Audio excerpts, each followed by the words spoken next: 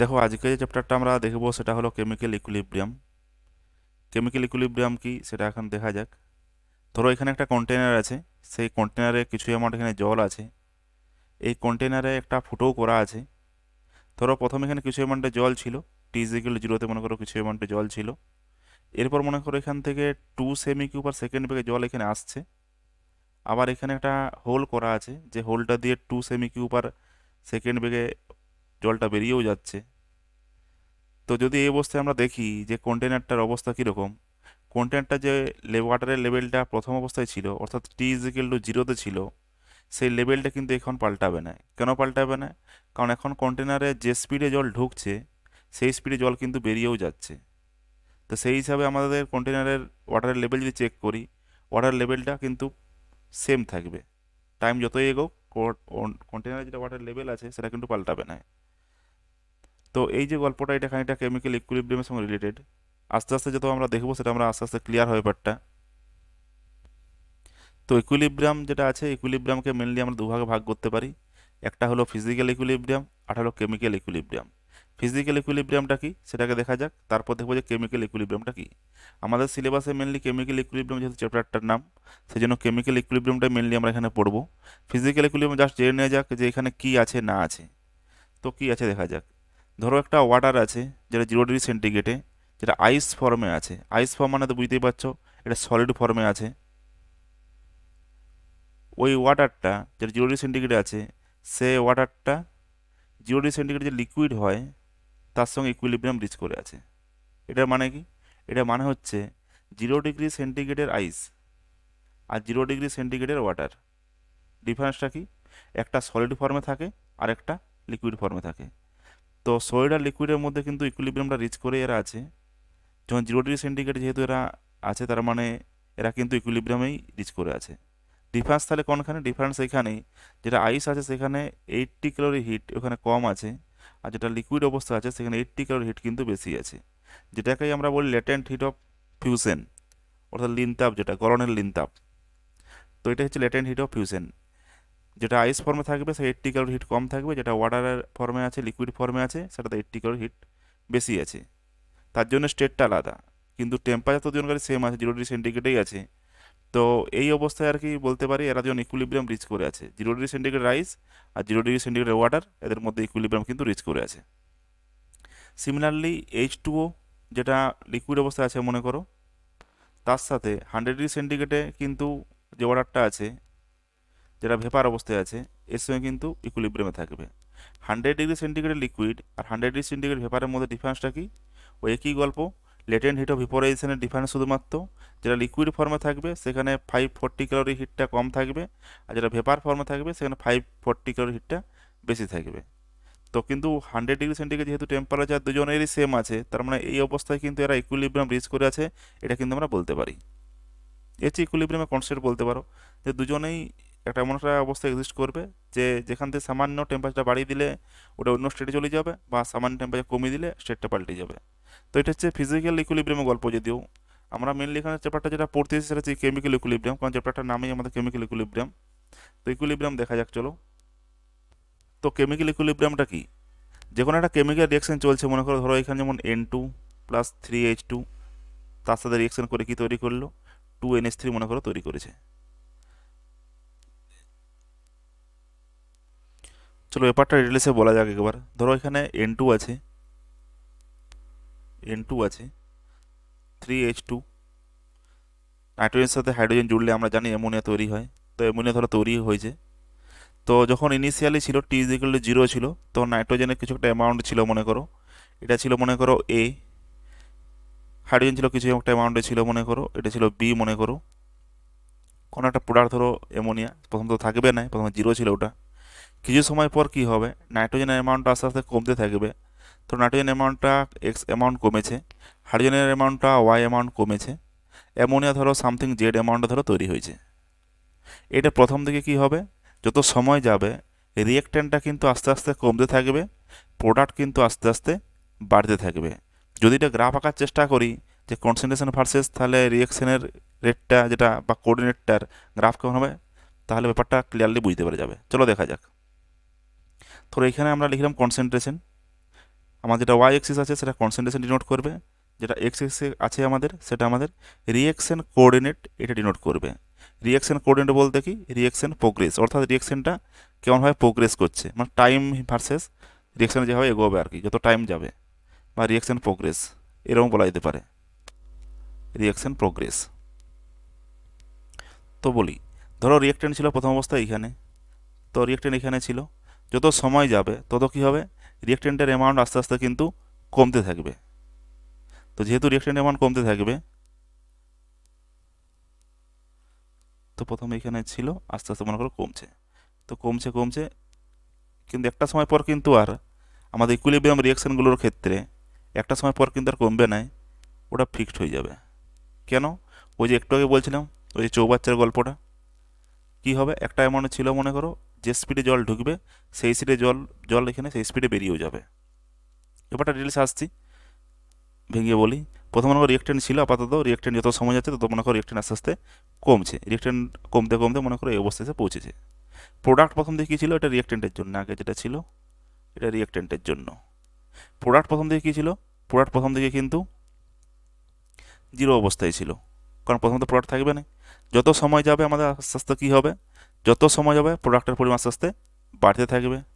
তো বাড়ছে বাড়ছে, ধরো যত সময় যাবে আস্তে আস্তে বাড়ছে, একটা সময় পর কী হবে, প্রোডাক্টের অ্যামাউন্টও কিন্তু আর বাড়বে না, ওটা কিন্তু একটা সময় পর ফিক্সড হয়ে যাবে।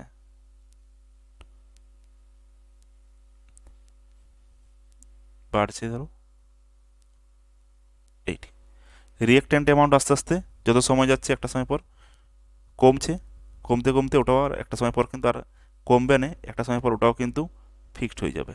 তো এই ফিক্সড হয়ে যাবে কনসেন্ট্রেশনটা, সেটা কেন, তার কারণ হচ্ছে প্রথম দিকে কী হয়েছিল, যতটা নাইট্রোজেন বা হাইড্রোজেন ছিল মনে করো রিঅ্যাকট্যান্ট যতটা ছিল, সেই প্রথম দিকে রিঅ্যাকট্যান্টই ছিল শুধু, প্রোডাক্ট তো প্রথম দিকে থাকে না। টি ইজ ইকুয়াল জিরো তো শুধুমাত্র রিঅ্যাকট্যান্টই আছে, প্রোডাক্ট তো সেই অবস্থায় নাই। আস্তে যত সময় যাবে রিঅ্যাকট্যান্ট তো কমছে, প্রোডাক্ট কিন্তু আস্তে আস্তে বাড়ছে। একটা সময় পর কী হবে, রিঅ্যাকট্যান্ট আর প্রোডাক্টের এই যে ধরো রিঅ্যাকট্যান্ট কমছে প্রোডাক্ট বাড়ছে, এরম করতে করতে একসময় তো রিঅ্যাকট্যান্ট শেষ হয়ে যেত, আর প্রোডাক্ট বাড়তে বাড়তে একসময় সর্বোচ্চ প্রোডাক্ট তৈরি করে দিত, তাহলে রিঅ্যাকশন আমাদের কমপ্লিট হয়ে যেত। তো এই যে রিঅ্যাকশনগুলো সেগুলো কমপ্লিট রিঅ্যাকশনের ক্ষেত্রে হয়, কিন্তু আমরা যেটা পড়তে এসেছি এখন সেটা হচ্ছে ইকুইলিব্রিয়াম।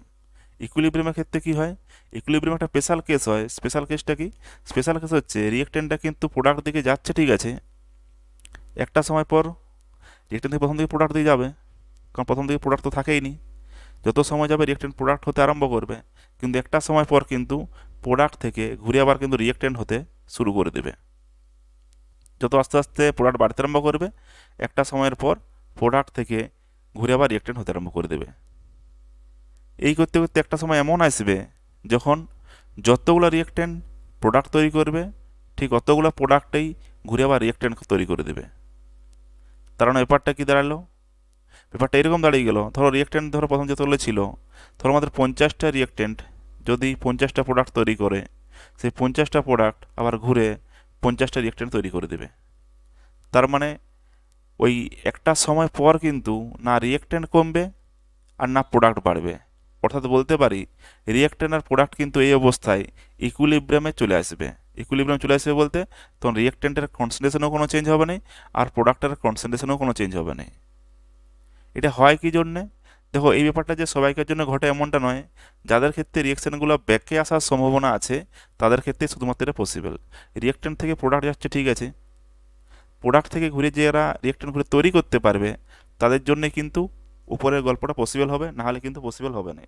অর্থাৎ সেই রিঅ্যাকশানগুলো ইকুইলিব্রিয়াম রিচ করবে যাদের রিভার্সিবল হওয়ার কিন্তু একটা সম্ভাবনা আছে, বা যারা রিভার্সিবল রিঅ্যাকশন ঘটাতে পারে, অর্থাৎ রিঅ্যাকট্যান্ট থেকে যেমন প্রোডাক্ট তৈরি করতে পারে তারা, ঘুরে তেমনি প্রোডাক্ট থেকেও কিন্তু তারা রিঅ্যাকট্যান্ট বানাতে পারে। তো এই রিঅ্যাকশনগুলোর ক্ষেত্রেই ইকুইলিব্রিয়ামের গল্পটা আসবে। তো এটাই আমাদের ইকুইলিব্রিয়ামের মেন গল্প আর কি, এটা খেয়াল রাখবে। তো সব রিঅ্যাকশনের ক্ষেত্রে হবে না, এই পয়েন্টটাও খেয়াল রাখবে আর কি। ইকুইলিব্রিয়াম আমরা তখনই বলবো যখন যতগুলো রিঅ্যাকট্যান্ট প্রোডাক্ট তৈরি করছে আর অতগুলো প্রোডাক্টেই রিঅ্যাকট্যান্ট তৈরি করছে, সেই অবস্থায় না রিঅ্যাকট্যান্টের কনসেন্ট্রেশন পাল্টাচ্ছে না প্রোডাক্টের কনসেন্ট্রেশন পাল্টাচ্ছে, যেমন আছে সেরকম থেকে যাবে। এটা হচ্ছে আমাদের ইকুইলিব্রিয়ামের গল্প। যদি গ্রাফগুলো লক্ষ্য করি তাহলে বুঝতে পারবে। তো গ্রাফগুলো আঁকছি আমরা, যেটা একটু আগে আঁকছিলাম, প্রথম দিকে কী বলছিলাম, যেখানে কনসেন্ট্রেশন, এটার দিক হচ্ছে রিয়াকশন কোঅর্ডিনেট, অর্থাৎ টাইম যেটা প্রোগ্রেস করবে আর কি, রিয়াকশন কোঅর্ডিনেট বা রিয়াকশন প্রোগ্রেস। যদি আমরা রিয়েক্ট্যান্টের গল্প আঁকি, রিয়েক্ট্যান্ট প্রথম দিকে বেশি ছিল, ধরো যত সময় যাচ্ছে আস্তে আস্তে রিয়েক্ট্যান্টটা কমছে, কমতে কমতে কমতে কমতে কী হবে, একটা সময় পর কিন্তু রিয়েক্ট্যান্ট আর কমবে না, একটা সময় পর রিয়েক্ট্যান্টের কনসেন্ট্রেশন ফিক্সড হয়ে যাবে। সিমিলারলি প্রোডাক্ট কী ছিল, প্রোডাক্ট কিন্তু প্রথম দিকে জিরো ছিল, প্রোডাক্ট আস্তে আস্তে আস্তে আস্তে আস্তে বাড়বে, একটা সময় পর কী হবে, প্রোডাক্ট কিন্তু আর ক্রমশ বাড়বে না, একটা সময় পর ওটাও কিন্তু ফিক্সড হয়ে যাবে, ওটাও কিন্তু স্ট্রেট লাইন চলতে থাকবে। সিমিলার গল্প আমরা দেখতে পাবো কি, হ্যাঁ ওই সময়টা পর কিন্তু মানে এই অবস্থায় বলতে পারি, এটা যদি আমাদের রিয়েক্ট্যান্ট আমরা লিখে দিচ্ছি, দেখো এটা হচ্ছে আমাদের রিয়েক্ট্যান্টের জন্য গ্রাফ ছিল, এটা আমাদের প্রোডাক্টের জন্য গ্রাফ ছিল। প্রোডাক্ট একটা সময় পর কি হয়েছে, অ্যাট ইকুইলিব্রিয়ামে, এইটা হচ্ছে ইকুইলিব্রিয়াম অবস্থায়, মানে যে সময় থেকে অ্যাট ইকুইলিব্রিয়াম, যে সময় থেকে রিয়েক্ট্যান্টের কনসেন্ট্রেশন পাল্টাচ্ছে না, ওটা ক্রমশ প্যারালালে চলতে থাকছে, যেমন এই সময় থেকে মনে করো ওটা প্যারালালে চলতে থাকছে ক্রমশ, আর যে সময় পরে রিয়েক্ট্যান্টেরও কনসেন্ট্রেশন পাল্টাচ্ছে না, ওটাও প্যারালালে চলতে থাকছে, অর্থাৎ রিয়েক্ট্যান্ট আর প্রোডাক্টের যে কনসেন্ট্রেশন সেটা কিন্তু প্যারালালে চলতে থাকবে। এই অবস্থা থেকে তোমরা বলতে পারো যে ইকুইলিব্রিয়াম রিচ হয়ে গেছে, মানে এগুলো ইকুইলিব্রিয়াম অবস্থায়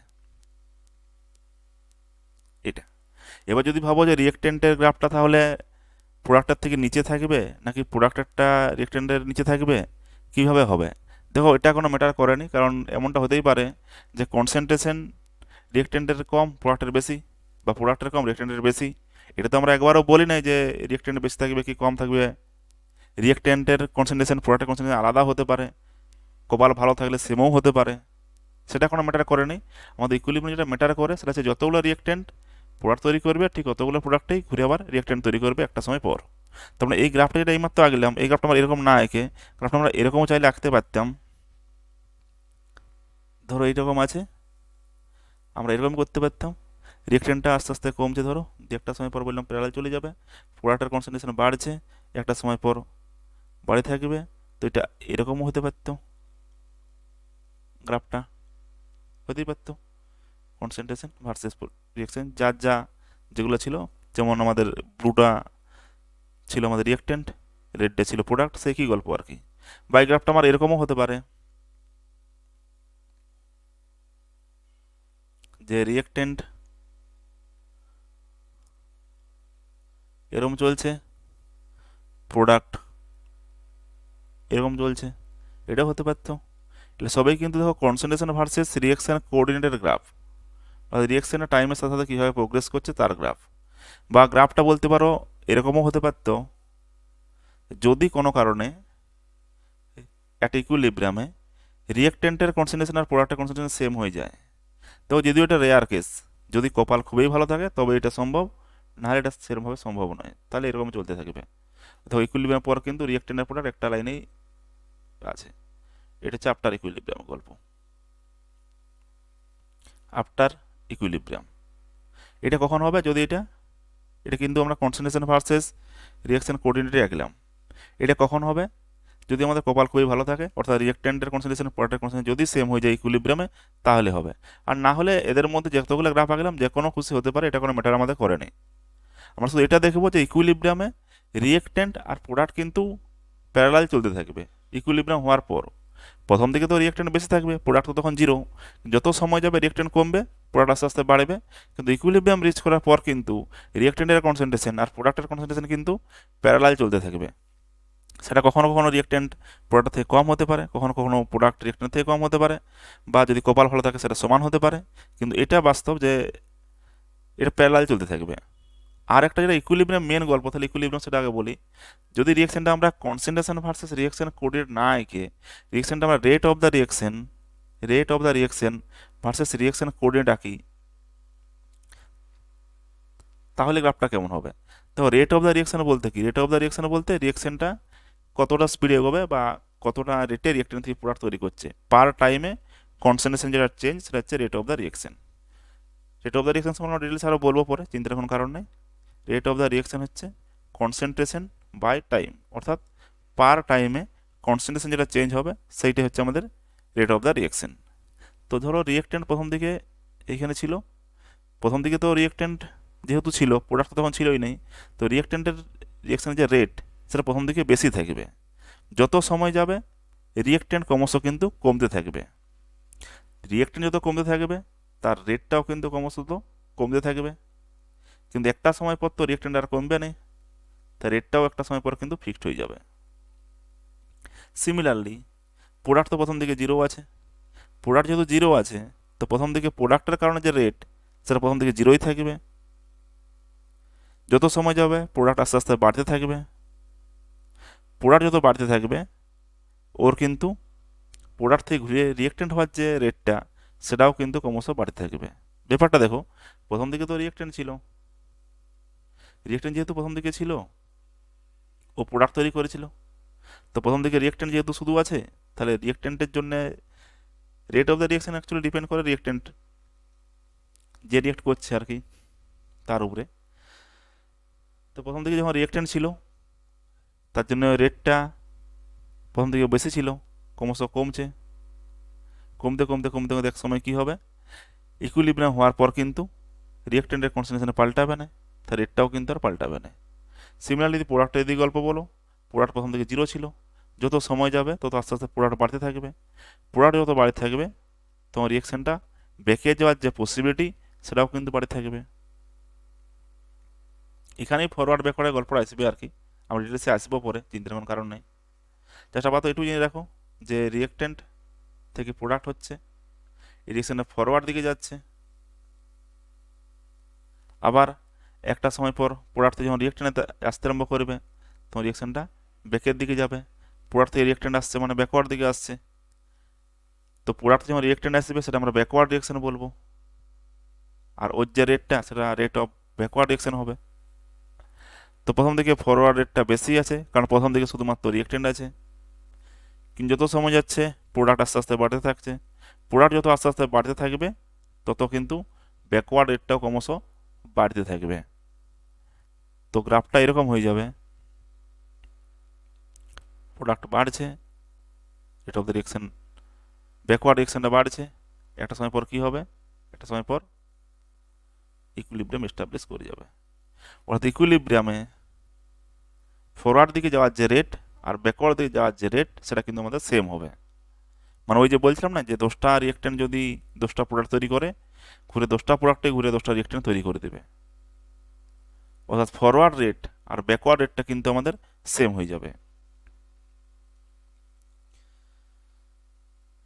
তো এই যে লাইনটা আমরা ব্লুতে দিলাম এটা হচ্ছে রেট অফ ফরওয়ার্ড রিয়েকশন।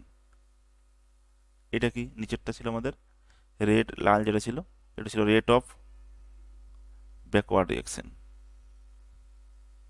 এটা প্রথম দিকে রিয়েক্ট্যান্ট ছিল, প্রোডাক্ট থাকেনি, সেই জন্য ফরওয়ার্ড রেটটা কী হবে, ক্রমশ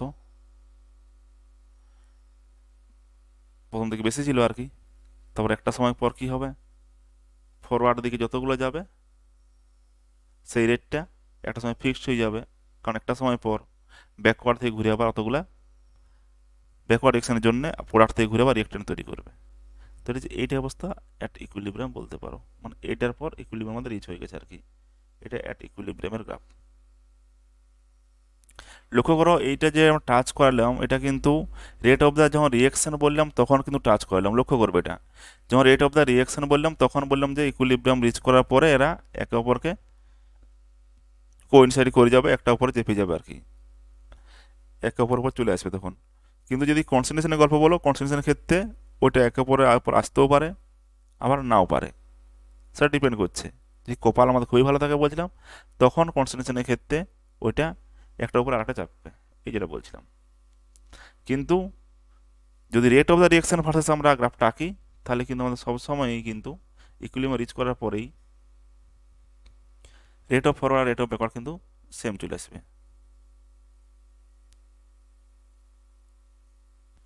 অর্থাৎ আমরা এই লাইনটা বলতেই পারি যে অ্যাট ইকুইলিব্রিয়াম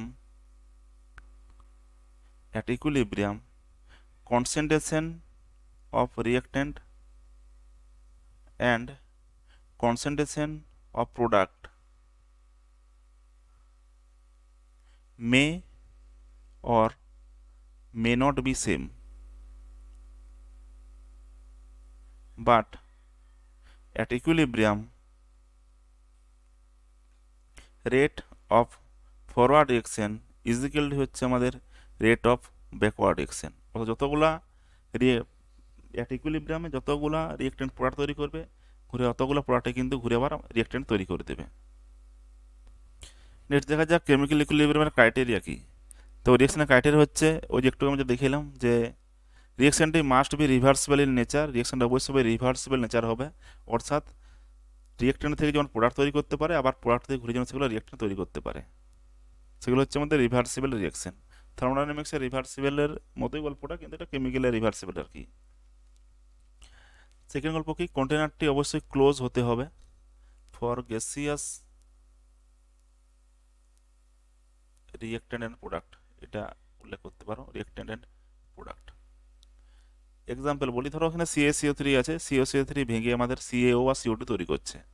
তো এই টাইপের যে রিঅ্যাকশনগুলো থাকবে, সেই রিঅ্যাকশন যেগুলোতে দেখো গ্যাস ইনভলভ থাকবে, যেমন এই রিঅ্যাকশন যদি গল্প বলি আমরা, CaCO3টা সলিড স্টেটে আছে, CaOটা সলিড স্টেটে আছে, CO2টা গ্যাসিয়াস স্টেটে আছে। তো CO2 এখানে দেখো গ্যাসিয়াস স্টেটে আছে কিন্তু। এবার ধরো আমরা রিঅ্যাকশনটা একটা ওপেন কন্টেনারে যদি করি, যদি আমরা এখানে হিট দিই তাহলে কি হবে, CaCO3 ভেঙে CO আর CO2 তৈরি করবে। CO2 যেহেতু গ্যাস, ওটা তো ওপেন কন্টেনারে বেরিয়ে চলে আসবে, ঢাকনা তো খোলা আছে আমাদের কন্টেনারটার, তো CO2 গ্যাস যেহেতু ওটা তো বেরিয়ে চলে আসবে। তো CO2 যদি বেরিয়ে চলে আসে, সেই CO2 তো ঘুরে তো আবার কখনোই আর প্রোডাক্ট থেকে রিঅ্যাকট্যান্ট তৈরি করতে পারবে না, কারণ CO2 বেরিয়ে গেছে কন্টেনার থেকে, শুধুমাত্র CaO পড়ে আছে। CaOটাকে CO2 সঙ্গে জুড়তে গেলে কন্টেনারে তো CO2 থাকতে হবে। CO2 যদি বেরিয়ে চলে আসে তাহলে আর রিঅ্যাকশনটা ব্যাকওয়ার্ড দিয়ে যাবে কী করে? তাহলে যে রিঅ্যাকশনগুলোর ক্ষেত্রে অন্তত গ্যাসিয়াস কোনো একটা সাবস্টেন্স ইনভলভ থাকবে, সেক্ষেত্রে কিন্তু কন্টেনারটা অবশ্যই কিন্তু ক্লোজ হতে হবে, পয়েন্টটা খেয়াল রাখবে। সেকেন্ড গল্প, থার্ড গল্প, অ্যাট ইকুইলিব্রিয়াম কী হয়, রিঅ্যাকশনটা ডাইনামিক হয়। দেখো ইকুইলিব্রিয়াম যেটা আমরা ভাবি যে এই ক্ষেত্রে তো যতগুলা ওয়াটার ঢুকছে অতটাই তো বেরিয়ে যাচ্ছিলো, যে গল্পটা প্রথম থেকে বলছিলাম, বা একটু আগে বলছিলাম যতগুলা রিঅ্যাকট্যান্ট প্রোডাক্ট তৈরি করবে ঘুরে অতগুলো প্রোডাক্ট ঘুরে রিঅ্যাকট্যান্ট তৈরি করে দেবে। তাহলে ইকুইলিব্রিয়ামটা আমাদের যেটা ভাবছি সেটা কিন্তু ডাইনামিক বটে, অর্থাৎ রিঅ্যাকশনটা চলছে, এমন নয় যে স্থির হয়ে গেছে, ওটা একখানে ফিক্সড হয়ে গেছে এমনটাও নয়। রিঅ্যাকশন ডাইনামিকই বটে, ফরওয়ার্ডও চলছে ব্যাকওয়ার্ডও চলছে, কিন্তু আমরা বুঝতে পারছি না। কেন বুঝতে পারছি না? কারণ হচ্ছে ওই জলের লেয়ার বলো বা রিঅ্যাকশনের গল্প বলো, ওয়াটার লেয়ার তো আর চেঞ্জ হচ্ছিল না ওইখানে। তো আমার দেখে কি মনে হবে যেখানে বোধহয় কোনো চেঞ্জ হচ্ছে না, কিন্তু রিঅ্যাকশনে কিন্তু ভিতরে ভিতরে চলছে, কারণ যতটা জল ঢুকছে অতটা বেরিয়েও যাচ্ছে। ডাইনামিক তো অবশ্যই বটে। সেরকম এই রিঅ্যাকশনের ক্ষেত্রে আমাদের ফরওয়ার্ড রিঅ্যাকশনও চলছে, আবার ব্যাকওয়ার্ড রিঅ্যাকশনও চলছে। তো রিঅ্যাকশন তো ডাইনামিক বটে, আমরা চেঞ্জ হয়তো না বুঝতে পারি, কারণ যতগুলো রিঅ্যাকট্যান্ট প্রোডাক্ট তৈরি করে অতগুলো প্রোডাক্ট রিঅ্যাকট্যান্ট তৈরি করে দিচ্ছে। ফোর্থ গল্প দেখো, অ্যাট ইকুইলিব্রিয়াম, যেটা একটু আগে লিখলাম, at equilibrium concentration of reactant and product may or may not be same, but rate of forward reaction and rate of backward reaction must be same, আর কি অবশ্যই সেম হতে হবে। এটা তো ভাইটাল পয়েন্ট, সব থেকে যদি বলো পয়েন্টগুলোর মধ্যে ইম্পর্টেন্ট পয়েন্ট হচ্ছে এটা ফোরেরটা, এটা নিয়ে কোশ্চেন প্রচুর জিজ্ঞাসা করে। ইকুইলিব্রিয়ামে কিন্তু ফরওয়ার্ড অ্যান্ড ব্যাকওয়ার্ড রেটটা সেম হতেও পারে, সেম সরি, এই কনসেন্ট্রেশনটা সেম হতেও পারে নাও পারে, কিন্তু ফরওয়ার্ড আর ব্যাকওয়ার্ড রেটটা কিন্তু ইকুইলিব্রিয়ামে সেম হবেই, খেয়াল রাখবে পয়েন্টটা। গ্রাফগুলো একটু আগে আঁকছিলাম, সেই গ্রাফগুলো এখানে দেওয়া আছে, দেখো আলাদা কিছু নাই, যেখানে একটু আগে আঁকছিলাম সেগুলাই। চলো নেক্সট আসা যাক law of mass action. Law of mass action কি? ল অফ মাস বলছে according to this law the rate of a reaction is directly proportional to the product of active masses of reactant raise to the power their stoichiometric coefficient. তার মানে কি, ধরো একটা reaction আছে N1A plus N2B, তাতে ধরো product তৈরি করছে। এখন ল অফ মাস অ্যাকশন কি বলছে, ল অফ মাস অ্যাকশনের গল্প অনুযায়ী যে রেট অফ দ্য রিঅ্যাকশন হবে প্রপোর্শনাল টু, যেটা রিঅ্যাক্টেন্ট আছে, রিঅ্যাক্টেন্ট এখানে কি আছে, এ আছে আর বি আছে, রিঅ্যাক্টেন্ট আছে এ আর বি, ওই এ আর বি এর যেটা অ্যাক্টিভ মাস হয় তার উপর এটা ডিপেন্ড করবে। রেট অফ দ্য রিঅ্যাকশন হবে varies as active mass of A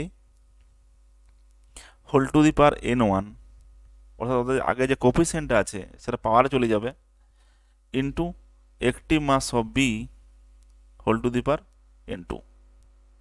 active মাসটা যেগুলো হয় রিঅ্যাক্টেন্টের তাদের উপর ডিপেন্ড করবে, আর কোফিসিয়েন্ট যেগুলো থাকবে ওর সাথে সেটা পাওয়ারে চলে যাবে।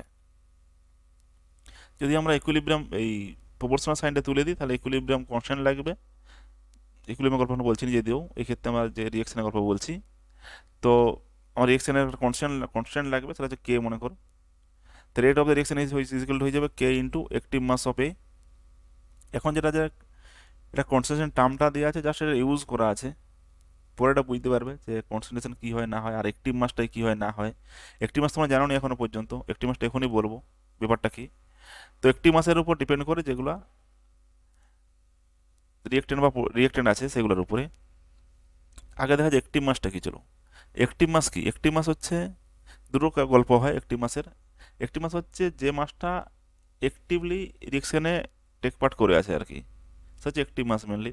তো অ্যাক্টিভ মাস দুটো টাইপের রিয়েকশনের জন্য দুরকমভাবে এটা কাজ করে। একটা হচ্ছে হোমোজিনিয়াস রিয়েকশনের জন্য, যে হোমোজিনিয়াস মিক্সার আছে সেগুলোর জন্য, আর হেটারোজিনিয়াস মিক্সার যেগুলো আছে সেগুলোর জন্য।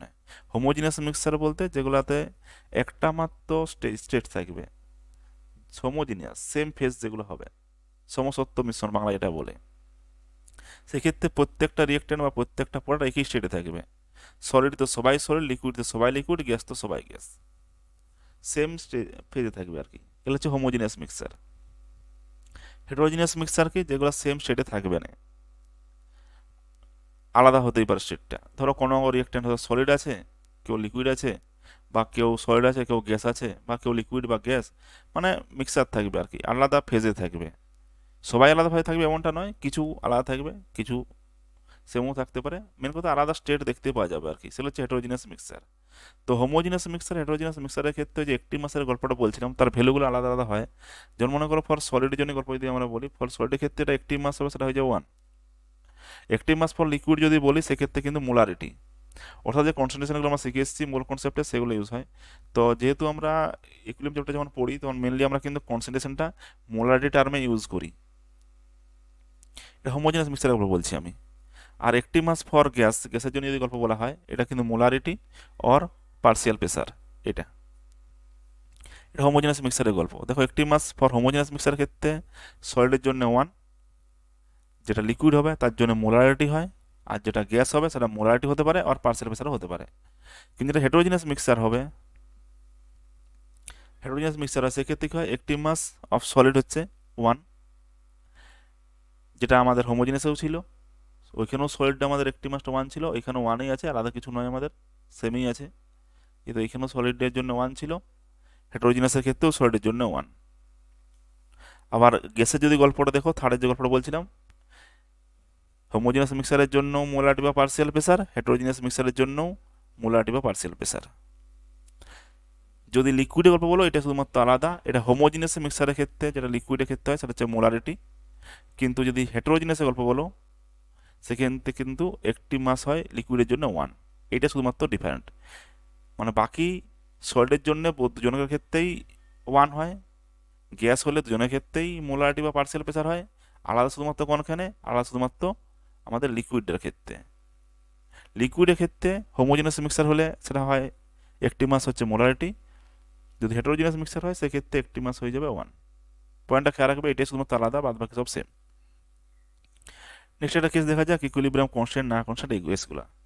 ধরো একটা রিয়াকশন চলছে, সেখানে আমাদের রিয়েক্ট্যান্ট থেকে ধরো প্রোডাক্ট তৈরি করছে। ওই যে বললাম রিয়েক্ট্যান্ট থেকে যখন প্রোডাক্ট তৈরি করবে, প্রথম থেকে ধরো রিয়েক্ট্যান্ট থেকে প্রোডাক্ট তৈরি করছে, একটা সময় পর কী হবে, প্রোডাক্ট থেকে ঘুরে কিন্তু আবার রিয়েক্ট্যান্ট হতে আরম্ভ করবে। তাহলে এই ক্ষেত্রে আমরা দু ধরনের রিয়েকশন কিন্তু দেখতে পাবো। প্রথম দেখতে পাবো যেখানে রিয়েক্ট্যান্ট থেকে প্রোডাক্ট হচ্ছে, এটা বলবো আমরা ফরওয়ার্ড রিয়েকশন, যেটা রিয়েক্ট্যান্ট থেকে প্রোডাক্ট তৈরি করছে। আবার যেখানে প্রোডাক্ট থেকে রিয়েক্ট্যান্ট তৈরি করছে সেই রিয়েকশনটা আমরা বলবো কি, ব্যাকওয়ার্ড রিয়েকশন। তো ফরওয়ার্ড রিয়েকশনের জন্য রিয়েকশন যেটা কনস্ট্যান্ট সেটা হচ্ছে ধরো কে এফ, আর ব্যাকওয়ার্ড রিয়েকশনের জন্য যেটা রিয়েকশনটার কনস্ট্যান্ট সেটা হচ্ছে কেবি। ফরওয়ার্ডের জন্য কে এফ কেবি। দেখা যাক, ক্লিয়ার হয়ে যাবে ব্যাপারটা, চিন্তার কারণ নাই। ধরো একটা রিয়েকশন আছে N1A প্লাস N2B, তার থেকে হচ্ছে N3C প্লাস N4D। তো এটা একটা রিয়েকশন আছে। তো এই ক্ষেত্রে এই রিয়েকশনের ফরওয়ার্ড রিয়েকশনটা কি, ফরওয়ার্ড রিয়েকশন হচ্ছে এক্ষেত্রে N1A প্লাস N2B থেকে আমাদের কি হয়েছে, N3C প্লাস N4D হয়েছে, এটা হচ্ছে আমাদের ফরওয়ার্ড রিয়েকশন। তো এটা হচ্ছে যেহেতু ফরওয়ার্ড রিয়েকশন, তাহলে রেট অফ ফরওয়ার্ড রিয়েকশন কি হবে, রেট অফ ফরওয়ার্ড রিয়েকশন হয়ে যাবে, rate of forward reaction is equal to K F into A to the power N1 B to the power N2। যদি বলে ক্ষেত্রে ওই থার্ড ব্র্যাকেট জোনটা কেন দিচ্ছি, থার্ড ব্র্যাকেট জোনটা আমরা ইউজ করি কনসেন্ট্রেশন টার্মটা বোঝানোর জন্য। কনসেন্ট্রেশন যদি বলে কনসেন্ট্রেশনে কেন বলছি, এখানে গ্যাসও তো হতে পারতো, হতে পারতো, অবশ্যই এটা একটা এক্সাম্পল নিয়ে আমরা চলছি, যেহেতু এটা এক্সাম্পল নিয়ে চলছি আপাতত আমরা লিকুইডে ধরছি, আর এটা কনসেন্ট্রেশনে ধরছি আর কি, হোমোজিনিয়াস ফেজে আছে সেটাও ধরে নিচ্ছি আর কি। এটা এক্সাম্পল জাস্ট একটা। তো এই ক্ষেত্রে আমাদের ফরওয়ার্ড রেটটা হয়েছে N1A প্লাস N2B থেকে N3C plus N4D। Rate of forward ডিরেকশনে কী হবে, রেট অফ ফরওয়ার্ড ডিরেকশন হয়ে যাবে KF into A to the power N1 B to the power N2। এটা এসেছে ওই ল অফ মাস সেকশন একটু যেটা পড়ে এলাম সেখান থেকেই। দেখো একটি মাসটা মোলারিটিতে আমরা ডিনোট করছি এ আর বি এর, আর কোএফিসিয়েন্টটা যেটা ছিল আগেটায় সেটা কোথায় চলে গেছে, পাওয়ার চলে গেছে, দেখো N1 আর N2। তাহলে রেট অফ ফরওয়ার্ড ডিরেকশনের ক্ষেত্রে কি হচ্ছে, KF into A to the power N1 B to the power N2, সামনে দিয়ে যাচ্ছে ফরওয়ার্ড ডিরেকশন। সিমিলারলি ব্যাকওয়ার্ড ডিরেকশনের গল্প যদি বলি আমরা, N3C প্লাস N4D থেকে কোথায় যাচ্ছে, N1A প্লাস N2B এখানে। তো এক্ষেত্রে এটা ব্যাকওয়ার্ড ডিরেকশন। দেখো আমাদের ফরওয়ার্ডটা কি ছিল, N1A প্লাস N2B থেকে N3C প্লাস N4D, এটা ছিল ফরওয়ার্ড ডিরেকশন। কারণ একটু আগে আমাদের ওভারঅল ডিরেকশন কি পড়ে এসেছি, ওভারঅল ডিরেকশন আমরা এটা পড়ে এসেছি। সেখানে রিয়েক্ট্যান্ট ছিল N1A, সরি সেখানে রিয়েক্ট্যান্টে ছিল A আর B, প্রোডাক্ট আমাদের C আর D। ফরওয়ার্ড ডিরেকশন কি হবে তাহলে, A আর B এর উপর ডিপেন্ড করবে, কারণ তখন রিয়েক্ট্যান্ট হচ্ছে ওরাই। আর ব্যাকওয়ার্ড ডিরেকশনটা কি, ওই N3C প্লাস N4D থেকে মানে ব্যাকের দিকে যাচ্ছে আর কি, N3C প্লাস N4D থেকে N1A প্লাস N2B যেটা হচ্ছে। রেট অফ ব্যাকওয়ার্ড ডিরেকশন কি হবে, KB into C to the power N3 D to the power N4। Backward ডিরেকশনের ক্ষেত্রে, কারণ ব্যাকওয়ার্ড ডিরেকশনের সময় যেগুলো প্রোডাক্ট ছিল সেগুলোতে আমাদের রিয়েক্ট্যান্টের ক্ষেত্রে, তাই rate of backward is equal to KB into C to the power N3 D to the power N4। এবার ইকুইলিব্রিয়াম কি হবে, প্রথম দিকে তো রিয়েক্ট্যান্ট বেশি ছিল, আস্তে আস্তে রিয়েক্ট্যান্টের জন্য কনসেন্ট্রেশন রিয়েক্ট্যান্ট থাকার জন্য রেটটা বেশি ছিল, আস্তে আস্তে ফরওয়ার্ড রেটটা কমে কমে আসছিল, আমরা দেখেছি এটা। ব্যাকওয়ার্ড যেটা প্রোডাক্ট প্রথম থেকে জিরো ছিল, যত সময় যাচ্ছে প্রোডাক্ট বাড়ছে আস্তে আস্তে, তত ব্যাকওয়ার্ড রেটটা বাড়ছে। একটা সময় পর কি বলেছিলাম, ইকুইলিব্রিয়াম এসে কি হবে, rate of forward is equal হয়ে যাবে রেট অফ ব্যাকওয়ার্ড, অর্থাৎ যতগুলো রিয়েক্ট্যান্ট তখন প্রোডাক্ট তৈরি করবে, ঘুরে অতগুলো প্রোডাক্টে এবার রিয়েক্ট্যান্ট তৈরি করে দেবে। অর্থাৎ আমরা বলতে পারি কি, অ্যাট ইকুইলিব্রিয়ামে কি হয়, অ্যাট ইকুইলিব্রিয়ামে আমাদের হয়ে যায় rate of forward is equal two rate of backward. এই পয়েন্টটা খেয়াল রাখবে, অ্যাট ইকুইলিব্রিয়াম এটা হচ্ছে মেন গল্প, ফরওয়ার্ড আর ব্যাকওয়ার্ড রেটটা সমান হবে। আর আর এফ রেট অফ ফরওয়ার্ড যেটা একটু আগে দেখিয়ে এলাম কি ছিল, কে এফ ইন্টু এ, এটা N1 আর N2 দিতে হতো, সরি N1 আর এটা ছিল N2। এই যে একটু যেটা করলাম এই দেখো, এই যে rate of forward is equal to K F into A to the power N1 B to the power N2, এটা লেখা হয়েছে। রেট অফ ব্যাকওয়ার্ড কি হবে, রেট অফ ব্যাকওয়ার্ড হচ্ছে KB into C to the power N3, sorry এটা নোটটা এদের কাছে থাকবে একটু ক্লিয়ার করে নেবে, C to the power N3 D to the power N4, এটা K F A to the power N1 B to the power N2 KB C to the power N3 D to the power N4 এটা। এবার K F by KB, K F by KB করলে কি হবে, C to the power N3 D to the power N4 A to the power N1 B to the power N2। আর K F by KB যেটা হবে সেটা হচ্ছে আমাদের কেসি, তাহলে এখানে কেসির ভ্যালুটা এখানে বসবে, কে এফ বাই কেবি কিন্তু কেসি হয়। অর্থাৎ ফরওয়ার্ড রেটের যে রেট কনস্ট্যান্ট, ব্যাকওয়ার্ড যেটা রেট কনস্ট্যান্ট কেবি, ওর যে রেশিও সেটাই কিন্তু আমাদের ইকুইলিব্রিয়াম কনস্ট্যান্ট। এটা খেয়াল রাখবে, বিশাল ভাইটাল বটে। ফরওয়ার্ডের রেট কনস্ট্যান্ট বাই ব্যাকওয়ার্ডের রেট কনস্ট্যান্ট সেটা হচ্ছে আমাদের ইকুইলিব্রিয়াম কনস্ট্যান্ট, যেটা হচ্ছে কেসি। কেসি ইজ ইকুয়াল তাহলে কি হলো, KC is equal to C to the power N3 D to the power N4 A to the power N1 B to the power N2। এটা এখানে নয়, চার দিয়ে কিন্তু লাগবে। এই যে জার্নি স্টার্ট হলো কেসির, পরে অনেক ক্ষেত্রে তোমরা এটা পেয়ে যাবে, 11 থেকে আরম্ভ করে 12-এর যা কেসগুলো মোটামুটি আছে এটা কিন্তু পাবে, কাজ চারদিক পাবে। আয়ন ইকুইলিব্রিয়ামে নেক্সট চ্যাপ্টার সেখান থেকে আমরা পাচ্ছি এটা, KC is equal to C to the power N3 D to the power N4 বা A to the power N1 B to the power N2। অর্থাৎ প্রোডাক্টের যে concentration, KC is equal to concentration of product, মাথায় অবশ্যই পাওয়ারগুলো থাকবে কোএফিসিয়েন্টগুলো, by concentration of reactant, মাথায় অবশ্যই কোএফিসিয়েন্টগুলো থাকবে। এটা হচ্ছে মেন গল্প, প্রোডাক্টের কনসেন্ট্রেশন বা রিয়েক্ট্যান্টের concentration, KC is equal to. KC যেটা আমরা বার করে খেয়াল রাখবে, কেসিটা কিন্তু অনলি ফর, সরি কেসিটা for both gas and liquid, only for নয়, for both gas and liquid phase. কেসিটা দুজন কাজ জন্য আমরা লাগাই যেটা লিকুইড আর গ্যাসিয়াস ফেজে আছে। অর্থাৎ রিয়েক্ট্যান্টগুলো যদি আমাদের লিকুইড থাকে সেখানেও লাগানো যেতে পারে, রিয়েক্ট্যান্টগুলো যদি গ্যাসে থাকে সেখানেও লাগানো যেতে পারে কেসিটা। আর কেপি যেটা হয় সেটা কিন্তু অনলি ফর গ্যাস, শুধুমাত্র গ্যাসের জন্য আমরা কেপিটা ইউজ করি। যেগুলো গ্যাসিয়াস ফেজ থাকে সেগুলো আমরা জেনারেলি কেপি ইউজ করি, মানে গ্যাসের জন্য অন্য কিছু হবে না, গ্যাসের জন্য কেসি দ্বারা হবে না, গ্যাসের জন্য হলে কেপি হবে, তাহলে অনলি ফর এটা গ্যাস এই case. KP is equal to partial pressure of C whole to the power N3। এতক্ষণ পর্যন্ত যেটা আমরা বলছিলাম ওই কনসেন্ট্রেশন দিয়ে, যখন গ্যাস হয়ে যাবে তখন আমরা যদি পার্শিয়াল প্রেসার দিয়ে বলি, সেখানে পার্সিয়াল প্রেসার বসবে। তাহলে পার্সিয়াল প্রেসার অফ সি, কারণ একটু আগে আমরা দেখে এলাম ল অফ মাস এক্সেনে গ্যাস থাকলে কি হয়, গ্যাস থাকলে পার্সিয়াল প্রেসার হয়, ওই যে একটু আগে বলছিলাম, এই যে একটি মাস অফ গ্যাস যদি গ্যাস হয় সেক্ষেত্রে কি হয়, পার্সিয়াল প্রেসার হয়। পার্সিয়াল প্রেসারটা কি বটে একটু বাদেই বলছি আর কি, মানে মেন কথা প্রেসার জেনে রাখো, সেটা হোমোজিনিয়াস হোক বা হেটেরোজিনিয়াস হোক, গ্যাসের জন্য কি হয়, পার্সিয়াল প্রেসারেই হয় অ্যাক্টিভ মাসটা। তো গ্যাসের ক্ষেত্রে যদি আমরা কেপি ইউজ করি, টার্মটা ইকুইলিব্রিয়াম কনস্ট্যান্টকে কেপি ইউজ করি, সেখানে partial pressure of C whole to the power N three, partial pressure of D whole to the power N four, পুরোটা বাই কি হবে, partial pressure of A whole to the power N one, partial pressure of B whole to the power N two, এটা হবে। এবার এখন দেখা যাক কিছু রিয়েকশন আমরা দেখবো, সেই রিয়েকশনগুলো কেসি হবে কি কেপি হবে, বা রিয়েকশনগুলো কীভাবে লেখা যেতে পারে, কেসিতে না কেপিতে, আর সেগুলো ভ্যালুই বা কেমন করে হবে সেটা দেখা যাক। ধরো একটা রিয়েকশন আছে সিএসিও থ্রি, ইকুইলিব্রিয়াম সাইন দেওয়া আছে দেখো সিএও প্লাস সিও টু, এখানে সিএসিও থ্রি স্টেট কিন্তু সলিড, সিএও স্টেটও কিন্তু সলিড, আর সিও টু যেটা আছে সেটা কিন্তু গ্যাসিয়াস স্টেটে আছে। দেখো এই ক্ষেত্রে পুরো রিয়েকশনটাতে রিয়েক্ট্যান্ট আর প্রোডাক্টগুলোর মধ্যে একজন কিন্তু গ্যাসিয়াস স্টেটে আছে, সেটা হচ্ছে সিও টু। যেহেতু অন্তত মিনিমাম একজনও গ্যাসিয়াস স্টেটে আছে, তার মানে এই ক্ষেত্রে কিন্তু আমরা কেপি বার করতে পারবো। কেপি ইজ ইকুয়াল টু কী হবে আমাদের, কেপি ইজ ইকুয়াল নর্মাল যেটা হওয়া উচিত ছিল, কেপি ইজ ইকুয়াল টু আমরা কি জানি, partial pressure of CO two into partial pressure of CAO by partial pressure of CACO three, এটা হবে হয়তো। কিন্তু একটু আমরা দেখলাম কি যে সেগুলো সলিড হয় তাদের জন্য একটি মাস যেগুলো থাকে সেগুলো ওয়ান হয়ে যায়, তো যেগুলো সলিড থাকবে সেগুলো ওয়ান হয়ে যাবে, তো যেটা সিএও আছে সেটা কত হবে, ওয়ান হয়ে যাবে দেখো। তাহলে কি আর সিও টুটা থাকবে শুধুমাত্র, তাহলে partial pressure of CO two থাকবে, কিন্তু সিওটা কি হয়ে যাবে, ওয়ান হয়ে যাবে। বা নিচে কি হবে, সিএসিও থ্রি যেটা এটাও সলিড অবস্থায় আছে, যেহেতু সিএসিও থ্রিও সলিড অবস্থায় আছে তার জন্য এটাও ওয়ান হয়ে যাবে। তাহলে কেপি ইজ ইকুয়াল টু কী হবে, কেপি ইজ ইকুয়াল হয়ে যাবে partial pressure of CO two, এটা। সিমিলারলি যদি আমরা কেসির জন্য দেখি, কেসির ক্ষেত্রে কি হবে, কেসির ক্ষেত্রে দেখো এটা কেসি বার করতে গেলে ওই সিও টুর হেল্প নিতে হবে, কারণ আমরা বলছিলাম গ্যাসের জন্য কেসিও করা যেতে পারে কেপিও করা যেতে পারে, দুটোই অ্যাপ্লিকেবল। তো এই ক্ষেত্রে কেসি ইউজ করা যেতে পারে, কেসি ইজ ইকুয়াল হবে কি, তখন অবশ্যই আমরা টার্মগুলো কনসেন্ট্রেশন টার্মে লিখবো, পার্সিয়াল প্রেসার টার্মে কিন্তু আমরা লিখবো না, কারণ সি ফর কনসেন্ট্রেশন টার্মকে ডিনোট করে, পি ফর পার্সিয়াল প্রেসারকে ডিনোট করে। তো যেহেতু কেসি বার করছি তার মানে কনসেন্ট্রেশন টার্মে লিখবো, কি লিখবো, কেসি ইজ ইকুয়াল হবে কি, কনসেন্ট্রেশন অফ প্রোডাক্ট, প্রোডাক্টটা কি আছে CAO into CO two by concentration of CACO three, এটা। এবার আমরা জানি যেগুলো সলিড হয় সেগুলো ওয়ান হয়, তো সিএও যেহেতু সলিড তার জন্য ওটা কত হবে, ওয়ান। সিও টুটা থাকবে আমাদের কনসেন্ট্রেশন টার্মে, কনসেন্ট্রেশনে কিন্তু, আর সিও থ্রি সলিড অবস্থা আছে, এটাও হয়ে যাবে ওয়ান। তাহলে কেসি ইজ ইকুয়াল টু কী হবে, কেসি ইজ ইকুয়াল হবে কনসেন্ট্রেশন অফ সিও টু, এটা। নেক্সট আরেকটা এক্সাম্পল দেখা যাক, N two plus three H two to NS three মনে করো, দেখো এক্ষেত্রে এন টু ও গ্যাস, এইচ টু ও গ্যাস, এনএস থ্রি ও গ্যাস, এটা গ্যাস। তাহলে যদি সবাই গ্যাস হয় মনে করো, কেপি তো আমরা নির্দ্বিধায় ইউজ করতে পারবো, কেপি ইজ ইকুয়াল টু কী হবে, partial pressure of NH three whole to the power two by partial pressure of N two into partial pressure of H two whole to the power Q, কোফিসিয়েন্টগুলো তো মাথায় পাওয়া যাবে, আমরা জানি, তো এইভাবে এটা হবে।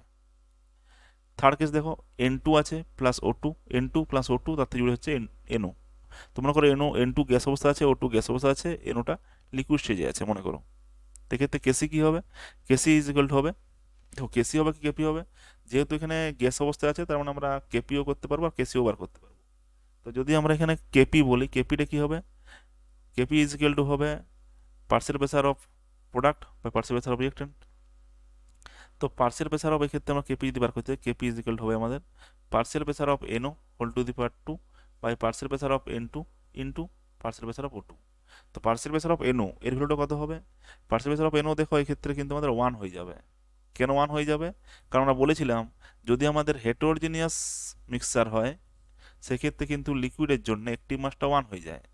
এই যে রিয়েকশন আমরা লিখলাম এই রিয়েকশনে কিন্তু হেটেরোজিনিয়াস মিক্সচার এটা, কারণ এখানে দেখো গ্যাসও আছে আর লিকুইডও আছে, তাহলে এটা যেহেতু একটা হেটেরোজিনিয়াস মিক্সচার, আর হেটেরোজিনিয়াস মিক্সচারের জন্য আমাদের বলাই ছিল যে যেগুলো লিকুইড হবে তাদের ক্ষেত্রে একটি মাস কত হবে, একটি মাস হয়ে যাবে তাদের ক্ষেত্রে ওয়ান।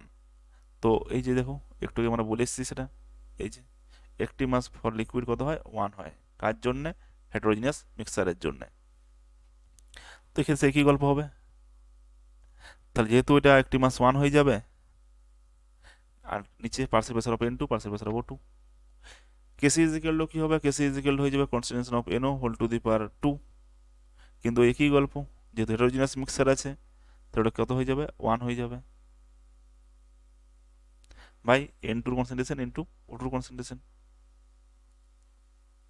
কারণ হেটেরোজিনাস মিক্সচারের ক্ষেত্রে যে লিকুইডে থাকবে তার জন্য এটা ভ্যালুটা 1 হয়, তাহলে 1 by concentration of N2 into concentration of O2 এইভাবে।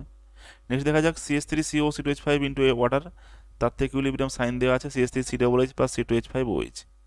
এক্ষেত্রে দেখো লিকুইডে সবাই আছে, যেহেতু সবাই লিকুইডে আছে, গ্যাসে তো কেউই নেই, তাহলে কেপি তো এখানে ইউজ করা যাবে না, বা কেপি আমরা বার করতে ক্ষেত্রে পারবো না, কারণ গ্যাসে তো কেউই নেই। তো কেসি ইউজ করা যাবে। কেসি ইজ ইকুয়াল টু কি হবে? কেসি ইজ ইকুয়াল হবে concentration of CH3COOH into concentration of ethanol by concentration of CH3CO C2H5 আর কনসেন্ট্রেশন অফ ওয়াটার। এটা কনসেন্ট্রেশন টার্মেই বসবে, কারণ আমরা কেসি বার করছি, তো এইভাবে এটা কেসি বার করানো যেতে পারে। এর যে কেপি আর কেসি কার ক্ষেত্রে আমরা ইউজ করতে পারবো, কার ক্ষেত্রে ইউজ করতে পারবো না? কারো ক্ষেত্রে কেপি কেসি দুটো ইউজ করা যাবে, কারো ক্ষেত্রে শুধু কেপি ইউজ করা যাবে, কারো ক্ষেত্রে শুধু কেসি ইউজ করা যাবে। এই গল্প আমরা দেখছিলাম আর কি। যাই হোক, নেক্সট দেখা যাক রিলেশন বিটুইন কেপি অ্যান্ড কেসি। এটা বিরাট ভাইটাল বটে, এটা কোশ্চেনও আছে যার দিকে। দেখো বোর্ডের জন্য হলে এটা বার করানো তখন ইম্পর্টেন্ট ছিল, এখন তো ম্যাথ পড়ে, তবে বার করানো বিরাট কিছু ইম্পর্টেন্ট নয়, যেটা কেপি আর কেসির মধ্যে রিলেশন বার করবো সেটা আমাদের ইম্পর্টেন্ট। তবে তাও দেখে নেওয়া যাক যে কীভাবে এটা বার করানো হয় আর কি, সুবিধা হবে। ধরো রিয়েকশন আছে N1A N2B, তার থেকে N3C প্লাস N4D। মনে করো সবাই এখানে গ্যাসিয়াস স্টেটেই আছে, তো কেপি ইজিক্যাল আমরা করতে পারি কি, partial pressure of C whole to the power N3 partial pressure of D whole to the power N4 by partial pressure of A whole to the power N1 partial pressure of B whole to the power N2। KP is equal to কী হবে? দেখো partial pressure দিয়ে আমরা লিখলাম, partial প্রেসারটাকে যদি আমরা concentration টার্মে convert করি তাহলে কিন্তু কেসিটা আমরা ইজিলি পেতে পারি। তো প্রেসার থেকে কনসেন্ট্রেশনে যাবো কীভাবে? তার জন্য আমাদের উপায় আছে অবশ্য, পিভি ইজিক্যাল এনআরটি, আমরা গ্যাস চ্যাপ্টারে পড়ে এসেছি। পিভি ইজিক্যাল যদি এনআরটি হয়, পি ইজিক্যাল কী হবে? N/V into RT. N/Vটা কি? N/Vটাই তো আমাদের কনসেন্ট্রেশন, যেটা মোলারিটি বা বলতাম আমরা, কি বলতাম এখানে, যে পার লিটারে যত মোল থাকে সেটাই তো আমাদের মোলারিটি। মোলারিটি যদি ডেফিনিশন আমরা লিখতাম, যখন মোল চ্যাপ্টার আমরা দেখে এসেছি, সেখানে কী ছিল? পার লিটারে যত মোল থাকবে সেটা হচ্ছে আমাদের মোলারিটি। তো N/V যেটা আছে, কনসেন্ট্রেশন যেটা আছে, সেটা এখানে বসবে ধরো। তাহলে N/V মানেই তো কনসেন্ট্রেশনটা, কনসেন্ট্রেশন যেটা মোলারিটিতে আছে ইন্টু আরটি, এটা। তো পার্সিয়াল প্রেসারের জায়গায় কিন্তু প্রেসারের ইজিক্যাল যদি আমাদের সিআরটি হতে পারে, তো পার্সিয়াল প্রেসার ইজিক্যাল টু আমাদের concentration of C into RT, এরকম করে লিখতে পারি আমরা। তাহলে কেপিটা এখন যদি আমরা কনভার্ট এইভাবে করি, মনে করো যেখানে পার্সিয়াল প্রেসার যেটা N3 ছিল, সেটা কি লিখবো? Partial pressure of N3 is equal to concentration of C into RT whole to the power N3 into concentration of D into RT whole to the power N4, কারণ কনসেন্ট্রেশন অফ সি আরটি এটা লাগিয়ে দিবেই আমাদের। তো pressure of D, ওর পরিবর্তে আমরা লিখছি concentration of D into RT. Similarly partial pressure of A is equal আমরা কি লিখবো? Concentration of A into RT whole to the power N1 into partial pressure of B এর জায়গায় কি লিখবো? Concentration of B into RT whole to the power N2। এইভাবে লিখবো আমরা, এটা হচ্ছে কেপি। কেপি যদি আমরা আবার ভেঙে দিই মনে করো, তাহলে ব্যাপারটা কি দাঁড়াচ্ছে? C to the power N3 দেখো দাঁড়াচ্ছে আমাদের, D to the power N4 দাঁড়াচ্ছে, এ টু দি পাওয়ার N4 দাঁড়াচ্ছে, B to the power N2 দাঁড়াচ্ছে। তাহলে C to the power N3, D to the power N4, A to the power N1, B to the power N2। আর এখানে যা RT আছে দেখো, আরটিটা C এর সঙ্গে একটা আরটি আছে, ডি এর সঙ্গে একটা আরটি আছে, এর সাথে একটা আরটি আছে, বি এর সঙ্গে একটা আরটি আছে। তো আরটিটা যেটা প্রথমে সি এর সঙ্গে আছে whole to the power N3 হবে, এর সঙ্গে যেটা আছে whole to the power N4 হবে, এর সঙ্গে যেটা আছে whole to the power N1 হবে, এর সাথে যেটা আছে সেটা whole to the power N2 হবে। তাহলে RT whole to the power N3 plus N4, ওপরের পাওয়ারগুলো অ্যাড হয়ে যাবে, মাইনাস নিচের পাওয়ারগুলো অ্যাড হবে, N1 প্লাস N2। তাহলে RT two the power N3 plus N4 minus ব্র্যাকেটের মধ্যে N1 প্লাস N2। তো এটা বার করলাম দেখো কেপি, কেপি ইজিক্যাল তাহলে কী হলো? কেপি ইজিক্যাল দেখো একটু এটা বার করলাম, ওই concentration of C whole to the power N3 by concentration of D whole to the power N4 by concentration of A whole to the power N1 concentration of B whole to the power N2। এই যে টার্মটা, এটাই তো আমাদের কেসি। কেসি is equal যদি করতে বার করতাম, কী করতাম? Concentration of C whole to the power N3 concentration of D whole to the power N4 by concentration of A whole to the power N1 concentration of B whole to the power N2। এটা তো আমাদের কেসি। তাহলে এরপরে আমরা কেসি লিখে দিতে পারি, তাহলে এরপরে আমরা এখানে কেসি লিখে দিলাম দেখো। তাহলে KC into RT whole to the power, আর N3 প্লাস N4টা এটা যে প্রোডাক্টের gaseous mole, minus N1 plus N2টা কি? রিয়েক্টেন্টের গ্যাসিয়াস মোল। খেয়াল রাখবে স্টেটগুলো কিন্তু গ্যাসিয়াসে থাকতে হবে। তো এটাকে আমরা একসঙ্গে কি লিখছি? ডেল এনজি লিখছি। এরপরে তো আমরা লিখছি কি? Del NG. খেয়াল রাখবে ডেল এনজি মানে কি? ডেল এনজি মানে হচ্ছে total number of gaseous moles, total number of gaseous products in moles minus total number of reactant, gaseous reactant লিখতে, তো গ্যাসিয়াস রিয়েক্টেন্ট ইন মোল। খেয়াল রাখবে এগুলো যেন গ্যাসিয়াস সেটাই থাকে আর কি, নাহলে কিন্তু হবে না। আমরা এক্সাম্পল হলে বোঝা যেত। এক্সাম্পল একটা বলছি, ধরো মনে করো N2 প্লাস 3H2 তাতে 2NH3 হয়েছে। ধরো এটা N2 প্লাস 3NH2 তার থেকে হয়েছে আমাদের 2NH3, এখানে যে ডেল এনজি বার করতে বলতো কী হতো, del NG is equal to হয়তো প্রোডাক্টের গ্যাসিয়াসের মোল কত 2 আছে এখানে, তাহলে 2 মাইনাস রিয়েক্টেন্টের গ্যাসিয়াসের মোল কত, N2টাও গ্যাস ছিল, H2টাও গ্যাস ছিল, এমনিটা গ্যাসেই ছিল আর কি। তাই প্রোডাক্টের গ্যাসিয়াস মোল 2 মাইনাস রিয়েক্টেন্টের গ্যাসিয়াস মোল কত, N2-র জন্য 1 আর H2-র জন্য 3, তাহলে 1 প্লাস এখানে 3, টোটাল কত হবে 2 মাইনাস 4 ইজ ইকুয়াল টু আমাদের -2। তো del NG is equal to কি হয়ে যাবে, -2 হয়ে যাবে। তো এই আর কি, যদি ধরো এই রিয়েকশন জন্য বলতে যে CaCO3 তার থেকে আমরা CaO পাচ্ছি প্লাস CO2 পাচ্ছি, CaCO3টা সলিড স্টেটে আছে, CaO টাও সলিড স্টেটে আছে, CO2টাও গ্যাস স্টেজে আছে। এখানে ডেল এনজি যদি বার করতাম কী হতো, number of gaseous moles in product সাইডে কত সেটা, সিওটা সলিড অবস্থায় আছে, CO2 তো গ্যাস অবস্থা আছে এখানে, তো আমরা শুধুমাত্র কোনটা কনসিডার করবো, যেটা গ্যাস অবস্থা আছে সেটা কনসিডার করবো। তো যেহেতু CO2 অনলি গ্যাস অবস্থায় আছে ওই জন্য ভ্যালু কত হলো 1 হলো, মাইনাস রিয়েক্টেন্ট তো গ্যাস অবস্থায় কেউই নেই, CaCO3 যেটা ছিল সেটা সলিড অবস্থায় ছিল, তাই ওটা কত হয়ে 0 হয়ে যাবে, তোমার ডেল এনজি ক্ষেত্রে কত হবে 1ই হবে, তো ডেল এনজি ইজ ইকুয়াল হয়ে যাবে 1, এই আর কি। তো কেপি আর কেসির মধ্যে যে রিলেশনটা খেয়াল রাখবে যে কেপি ইজ ইকুয়াল টু কী হয়, KC into RT whole to the power del NG. Del এনজিটা কি সেটা মনে রাখতে হবে, total number of gaseous moles in product side minus total number of gaseous reactant in reactant side। আর আরেকটা হয় কেপি কেসি বাদ দিয়েও একটা টার্ম আমরা ইউজ করি যেটা হচ্ছে KX। তো KX যেটা আছে সেটা সেরকমভাবে ইউজ নাই, কিন্তু তাও আমরা জাস্ট দেখে রাখবো ব্যাপারটা। তোর এখানে রিয়েকশন আছে N1A প্লাস N2B তাতে N3C প্লাস N4D, এক্ষেত্রে যদি আমরা KX বলি, কেপি কেসির মতোই গল্পটা রাখি, এক্সটা কি এক্সটা এখানে মোল ফ্র্যাকশনকে ডিনোট করবে, তার জন্য আমরা এক্স টার্মটা ইউজ করছি। দেখো যখন কেসি টার্মটা ইউজ করছিলাম তখন সিটা কী ছিল, কনসেন্ট্রেশন ছিল,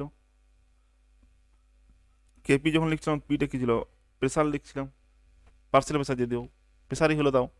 KX যদি হয় সেক্ষেত্রে আমরা এক্স তাহলে মোল ফ্র্যাকশন যেটা সেটা ইউজ করবো, তাহলে KX ইজ ইকুয়াল টু কী হবে, mole fraction of C whole to the power N3 into mole fraction of D whole to the power N4, mole fraction of A whole to the power N1, mole fraction of B whole to the power N2, এটা হবে KX is equal two. এরপর যদি আমরা relation বার করতে যাই মনে করো KP আর KX এর মধ্যে, কেপি ইজ ইকুয়াল টু কী হবে, KP is equal to partial pressure of C whole to the power N3 partial pressure of D whole to the power N4 partial pressure of A whole to the power N1 partial pressure of B whole to the power N2। এটা তো কেপির জন্য, এটা আমরা জানি বার করানো হয়। যদি আমরা এটা KX এর টার্মে নিয়ে আসার চেষ্টা করি আর কি, অর্থাৎ মোল ফ্র্যাকশন টার্মে নিয়ে আসার চেষ্টা করি, কীভাবে আনতে পারি আমরা, আমরা এটা আসার জন্য হেল্প নেবো কার, ডাল্টনের যেটা ল ছিল পার্সেল প্রেসারে তার হেল্প নেবো। ডাল্টনের ল কী বলছিল যে partial pressure is equal to কী হয়, mole fraction into total pressure, এটা আমরা জানি ডাল্টন ল থেকে। অর্থাৎ ধরো এখানে একটা ওয়াল আছে, এখানে O2 গ্যাস ধরো প্রেসার দিচ্ছে, এটা H2 গ্যাস মনে করো প্রেসার দিচ্ছে, এখানে নাইট্রোজেন গ্যাস মনে করো প্রেসার দিচ্ছে, টোটাল প্রেসার মনে করে ওয়ালটা যেটা হয়েছে সেটা পি টোটাল ধরো এটা, তাই P total is equal to কী হবে, P total is equal to হবে পার্সিয়াল প্রেসার অফ O2, অর্থাৎ প্রেসারে O2 যেটা contribution partial pressure of H2 plus partial pressure of N2 মনে করো, তিনটা গ্যাস ছিল তিনজনের যে কন্ট্রিবিউশন সেটা মিলে হবে টোটাল প্রেসার। এখানে পার্টিকুলার একটা গ্যাসের যে প্রেসারটা হবে সেটা হচ্ছে ওর পার্সিয়াল প্রেসারটা আর কি। তো পার্সিয়াল প্রেসার ইজ ইকুয়াল যেটা হবে mole fraction of that gas, ওই গ্যাসটা যেটা মোল ফ্র্যাকশন ইনটু পি টোটাল, এটা হচ্ছে ওই গ্যাসটার পার্সিয়াল প্রেসার, মানে partial pressure of O2 is equal আমরা বলতে পারি মোল fraction of O2 into P total, এটা আমরা বলতে পারি। Similarly partial pressure of H2 জন্য যদি আমরা বলতে পারি সেটা হচ্ছে mole fraction of H2 into P total. Similarly N2 জন্য আমরা বলতে পারি মোল fraction of N2 into P total, এইভাবে আর কি। তো পার্সিয়াল প্রেসার ইজ ইকুয়াল হয় সেটা হচ্ছে mole fraction into total pressure, এটা হচ্ছে আমাদের ডাল্টনের ল থেকে আমরা শিখেছিলাম যে partial pressure is equal to mole fraction into total pressure. Similarly এই লটাই দেখে লাগাবো অ্যাপ্লিকেবল করবো বলি, পার্সিয়াল প্রেসার অফ C তাহলে কী হবে, পার্সিয়াল প্রেসার অফ C হবে মোল ফ্র্যাকশন অফ C, এই যে X of C into P total, যেটা যাই বলা হয় X of C into P total whole to the power N3। Partial pressure of D কী হবে, mole fraction of D into P total whole to the power N4 তো হবেই। Partial pressure of A কী হবে, mole fraction of A into P whole to the power N1। বিটা কী হবে, mole fraction of B into P into N2। তাহলে যদি আমরা কেপি বার করতে চাই XC to the power N3 into XD to the power N4 পুরোটা by XA to the power N1 into XB to the power N2 into হবে P to the power N3 plus N4 minus N1 plus N2, এটা bracket আসবে N1 plus N2। যেমন করে আমরা বার করেছিলাম আগেরটা same একইভাবে এক্সপ্রেশন বার করতে হবে। দিয়ে কেপি ইজগুলো যেটা পাওয়া যাবে দেখো X of C whole to the power N three into X of D whole to the power N four by X of A whole to the power N one into X of B whole to the power N two, এটাই তো আমাদের কে x. তার উপরে আমরা কে x লিখে দিতে পারি K X into P to the power del N G, আগের মতো একই গল্প। যদি আমরা আগের তার মানে কী দাঁড়ালো কেপি ইজিক্যাল টু আমাদের হলো KP is equal to K X into P to the power del N G. একটু আমরা কেপির আগে একটু আগে আমরা কেপির সাথে কেসি রিলেশন দেখে এসেছি, সেখানে আমরা কি পেয়েছি কেপি ইজিক্যাল টু পেয়েছি KC into R T whole to the power del N G. আর এখন যেটা পেলাম সেটা হচ্ছে KP is equal to K X into P whole to the power del N G. যদিও এই যে কে এক্সের গল্পটা সেরকম করে এনসিআরটিতে নাই কোনো, তো এটা সেরকম করে ইউজ নাই, জাস্ট বলে দিলাম যদি কোনদিন কাজ লাগে আর কি। Unit of KP and KC, KP আর কেসি ইউনিট কী হবে দেখো কেপি আর কেসি ইউনিট কিন্তু এক্ষেত্রে বার করতে হবে আলাদা করে, মানে ফিক্সড কোনো ইউনিট নাই। যেমন মনে করে একটা রিয়েকশন আছে N one A plus N two B থেকে N three C plus N four D, এই যদি আমরা কেপি করি সেখানে partial pressure of C whole to the power N three into partial pressure of D, যেহেতু KP বার করছি তাহলে পার্সেল প্রেসার টার্ম লাগবে partial pressure of D whole to the power N four by partial pressure of A whole to the power N one into partial pressure of B whole to the power N two. তাহলে unit of KP কী হবে দেখো উপরে তো আমাদের partial প্রেসারগুলো আছে, তো উপরটাও partial pressure to the power N three, এটাও partial pressure to the power N four, সবই তো পার্সেল প্রেসারের গল্প। যেহেতু পার্সেল প্রেসারের গল্প তাহলে ইউনিট কার হবে প্রেসার ইউনিট হবে। তাহলে pressure to the power N three pressure to the power N four pressure to the power N four N one pressure to the power N two, বা বলতে pressure unit whole to the power del N জিটা। আর pressure unit কী হয় আমাদের ATM হতে পারে, তো ATM to the power del N G হতে পারে, বার হতে পারে bar to the power del N G হতে পারে, কিলো পাস্কাল হতে পারে to the power del N G হতে পারে, এই হবে আর কি কেপির ইউনিট এতগুলো আমাদের হতে পারে। সিমিলারলি যদি আমরা কেসি বার করতে চাই কেসির সময় আমরা কী করি কনসেন্ট্রেশন টার্ম ইউজ করি, concentration to the power N three concentration to the power N four by concentration to the power concentration of A whole to the power N one আর concentration of B whole to the power N two আর কি, যেটা যেহেতু আমরা concentration term বলছি তাহলে concentration to the পাওয়ার, এবার পাওয়ারগুলো এখানে নিয়ে চলে আসতে পারি ইউনিট, তো কনসেন্ট্রেশন ইউনিট আর কি অ্যাকচুয়ালি কনসেন্ট্রেশন নয় কনসেন্ট্রেশনের unit whole to the power N three plus N four minus N one plus N two. এই যে টার্মটা বলবো এটা হচ্ছে del N, actually del N বলাই ভালো, এটা ডেল এন, জি তো গ্যাস হলে তখন আসবে ডেল এন, এই আর কি এটা জি নয়, ঠিক করবে একটু যাদের ডেল এন হবে, কারণ ইউনিট নিয়ে আসছে আমাদের কনসেন্ট্রেশন লাগবে। এটা তো আমরা এরকম বার করে নিতে পারি, তবে একটা পয়েন্ট এখানে খেয়াল রাখবে এনসিআরটিতে এটা উল্লেখও করা আছে কেপি আর কেসি ইউনিট এরকম করে আলাদা করে বার করানো হলেও কেপি আর কেসি যদি স্ট্যান্ডার্ড অবস্থায় নিই, খেয়াল রাখবে এটা বললাম স্ট্যান্ডার্ড অবস্থায় যদি আমরা কেপি বা কেসি ইউনিট নিই সেটা কিন্তু ইউনিট লেস হবে। প্রমাণ অবস্থায় স্ট্যান্ডার্ড অবস্থায় নিলে এটা মাত্রাহীন রাশি অর্থাৎ ইউনিট লেস কিন্তু হয়। At standard state unit of KP and KC is unit less, point রাখবে খেলাটা এই কথাটা খেয়াল রাখবে স্পেশাল ভাইটাল বটে। কেন হয় যদি বলো, কারণ আমরা যখন স্ট্যান্ডার্ড অবস্থায় নিব তখন পার এটিএম বলো বা পার কনসেন্ট্রেশন বলো এইভাবে আমরা ইউজ করব।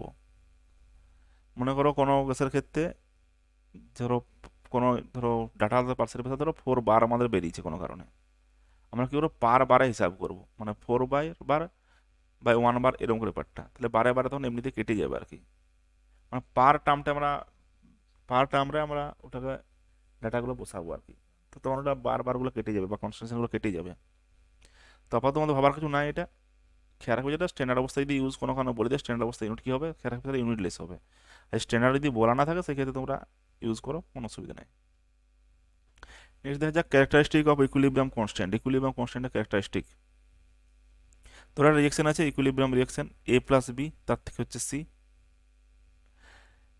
এর জন্য রিয়েকশনটা তো ইকুইলিব্রিয়াম দেখে বুঝতেই পারছো কারণ ইকুইলিব্রিয়ামের সাইন দেওয়া আছে, চেনার উপায় তো এটাই, ইকুইলিব্রিয়ামের সাইন দেওয়া আছে। তো এ প্লাস বি থেকে সি হচ্ছে ধরো ইকুইলিব্রিয়াম কনস্ট্যান্ট কে ওয়ান। যদি রিয়েকশন আমরা উল্টিয়ে দিই অর্থাৎ এ প্লাস বি থেকে সি না করি যদি আমরা সি থেকে এ প্লাস বি নিয়ে আসি, এর জন্য যদি ইকুইলিব্রিয়াম কনস্ট্যান্ট আমরা যদি কে টু করি তাহলে কে টুর সাথে কে ওয়ানের রিলেশন যেটা হবে কে টু ইজ ইকুয়াল হচ্ছে 1/K1, এই হচ্ছে ব্যাপার। মানে যে কোনো রিয়েকশন ধরো এ থেকে এখানে বি হচ্ছে ইকুইলিব্রিয়ামে, তার জন্য ইকুইলিব্রিয়াম কনস্ট্যান্ট যদি K1 হয়, যদি আমরা বি থেকে এ করি অর্থাৎ রিয়েকশন উল্টিয়ে দিই ওর জন্য ইকুইলিব্রিয়াম কনস্ট্যান্ট হয়ে যাবে 1/K1, অর্থাৎ রিয়েকশন যদি কোনো কারণে উল্টে যায় তাহলে ইকুইলিব্রিয়াম কনস্ট্যান্টটা কিন্তু 1 হয়ে নেমে যাবে নিচে, মানে ইনভার্স হয়ে যাবে। পয়েন্টটা খেয়াল রাখবে। সেকেন্ড পয়েন্ট, দেখো এটা প্রুভ করা যাবে, এমন নয় যে প্রুভ করা যাবে না। চলো একবার প্রুফটা দেখানো যাক একবার।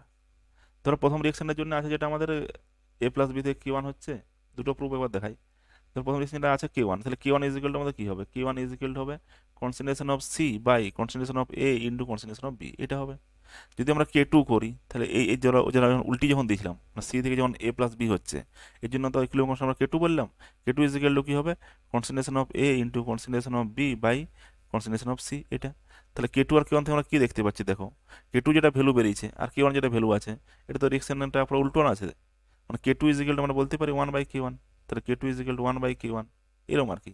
প্রুফটা এরকম করে ভেঙে বার করে নিয়ে যাওয়া প্রত্যেকটাই, মুখটা রাখি দিলে সুবিধা, অত কত ভেঙে বার করবে। রিয়েকশন যদি উল্টিয়ে দেওয়া হয় তাহলে ইকুইলিব্রিয়াম কনস্ট্যান্টটা কিন্তু উল্টে যাবে, 1/, হয়ে নেমে যাবে, ইনভার্স হয়ে যাবে। দুটো ইকুয়েশনে যদি কোনোদিন যোগ করা হয় তাহলে ইকুইলিব্রিয়াম কনস্ট্যান্টটা কী হবে, মাল্টিপ্লাই হয়ে যাবে। অর্থাৎ ধরো এ প্লাস বি থেকে আমাদের সি হচ্ছে, এর জন্য ইকুইলিব্রিয়াম কনস্ট্যান্ট মনে করো K1।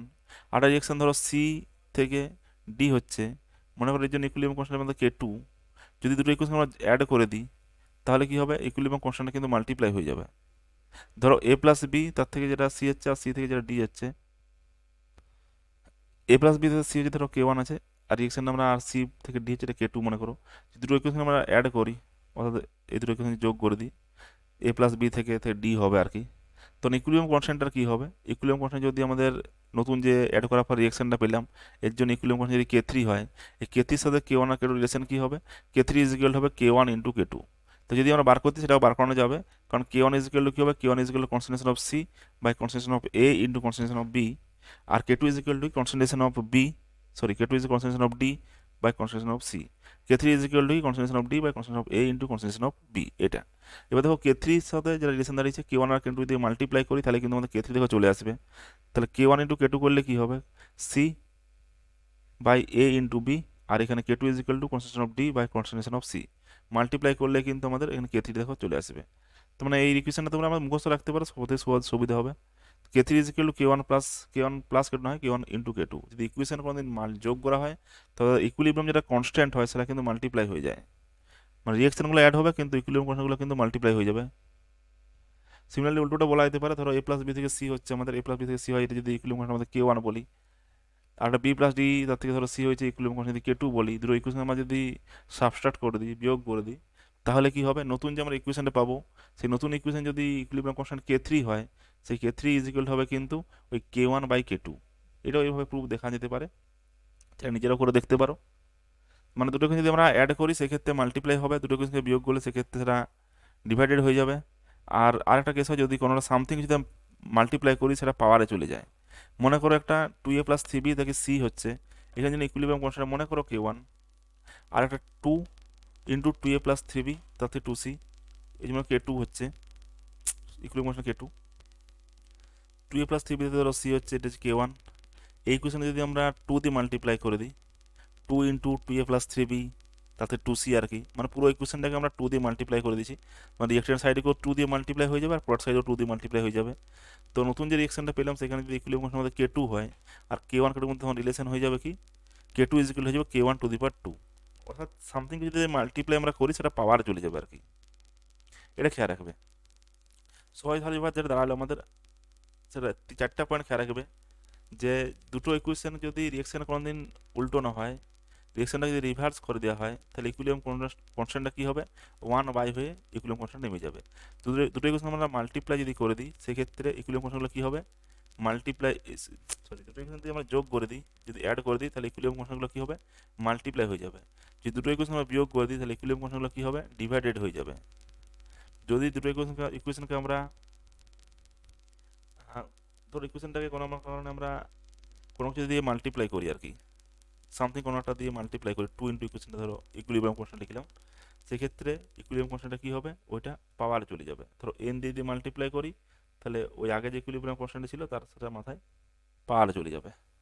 সামথিং কোনো কিছু দিয়ে মাল্টিপ্লাই করা মানে সেটা ইকুইলিব্রিয়াম কনস্ট্যান্টটা যেটা আগে ছিল তার সঙ্গে ওটা পাওয়ারেও চলে যাবে, নতুন ইকুইলিব্রিয়াম কনস্ট্যান্ট আর কি। তো এইভাবে এগুলো খেয়াল রাখতে পারো, কাজের জিনিস ওঠে প্রচুর। ইকুইলিব্রিয়াম কনস্ট্যান্টের সাথে টেম্পারেচারটা শুধুমাত্র ভেরি করে, এটা বিশাল ভাইটাল একটা পয়েন্ট বটে, খেয়াল রাখবে এটা।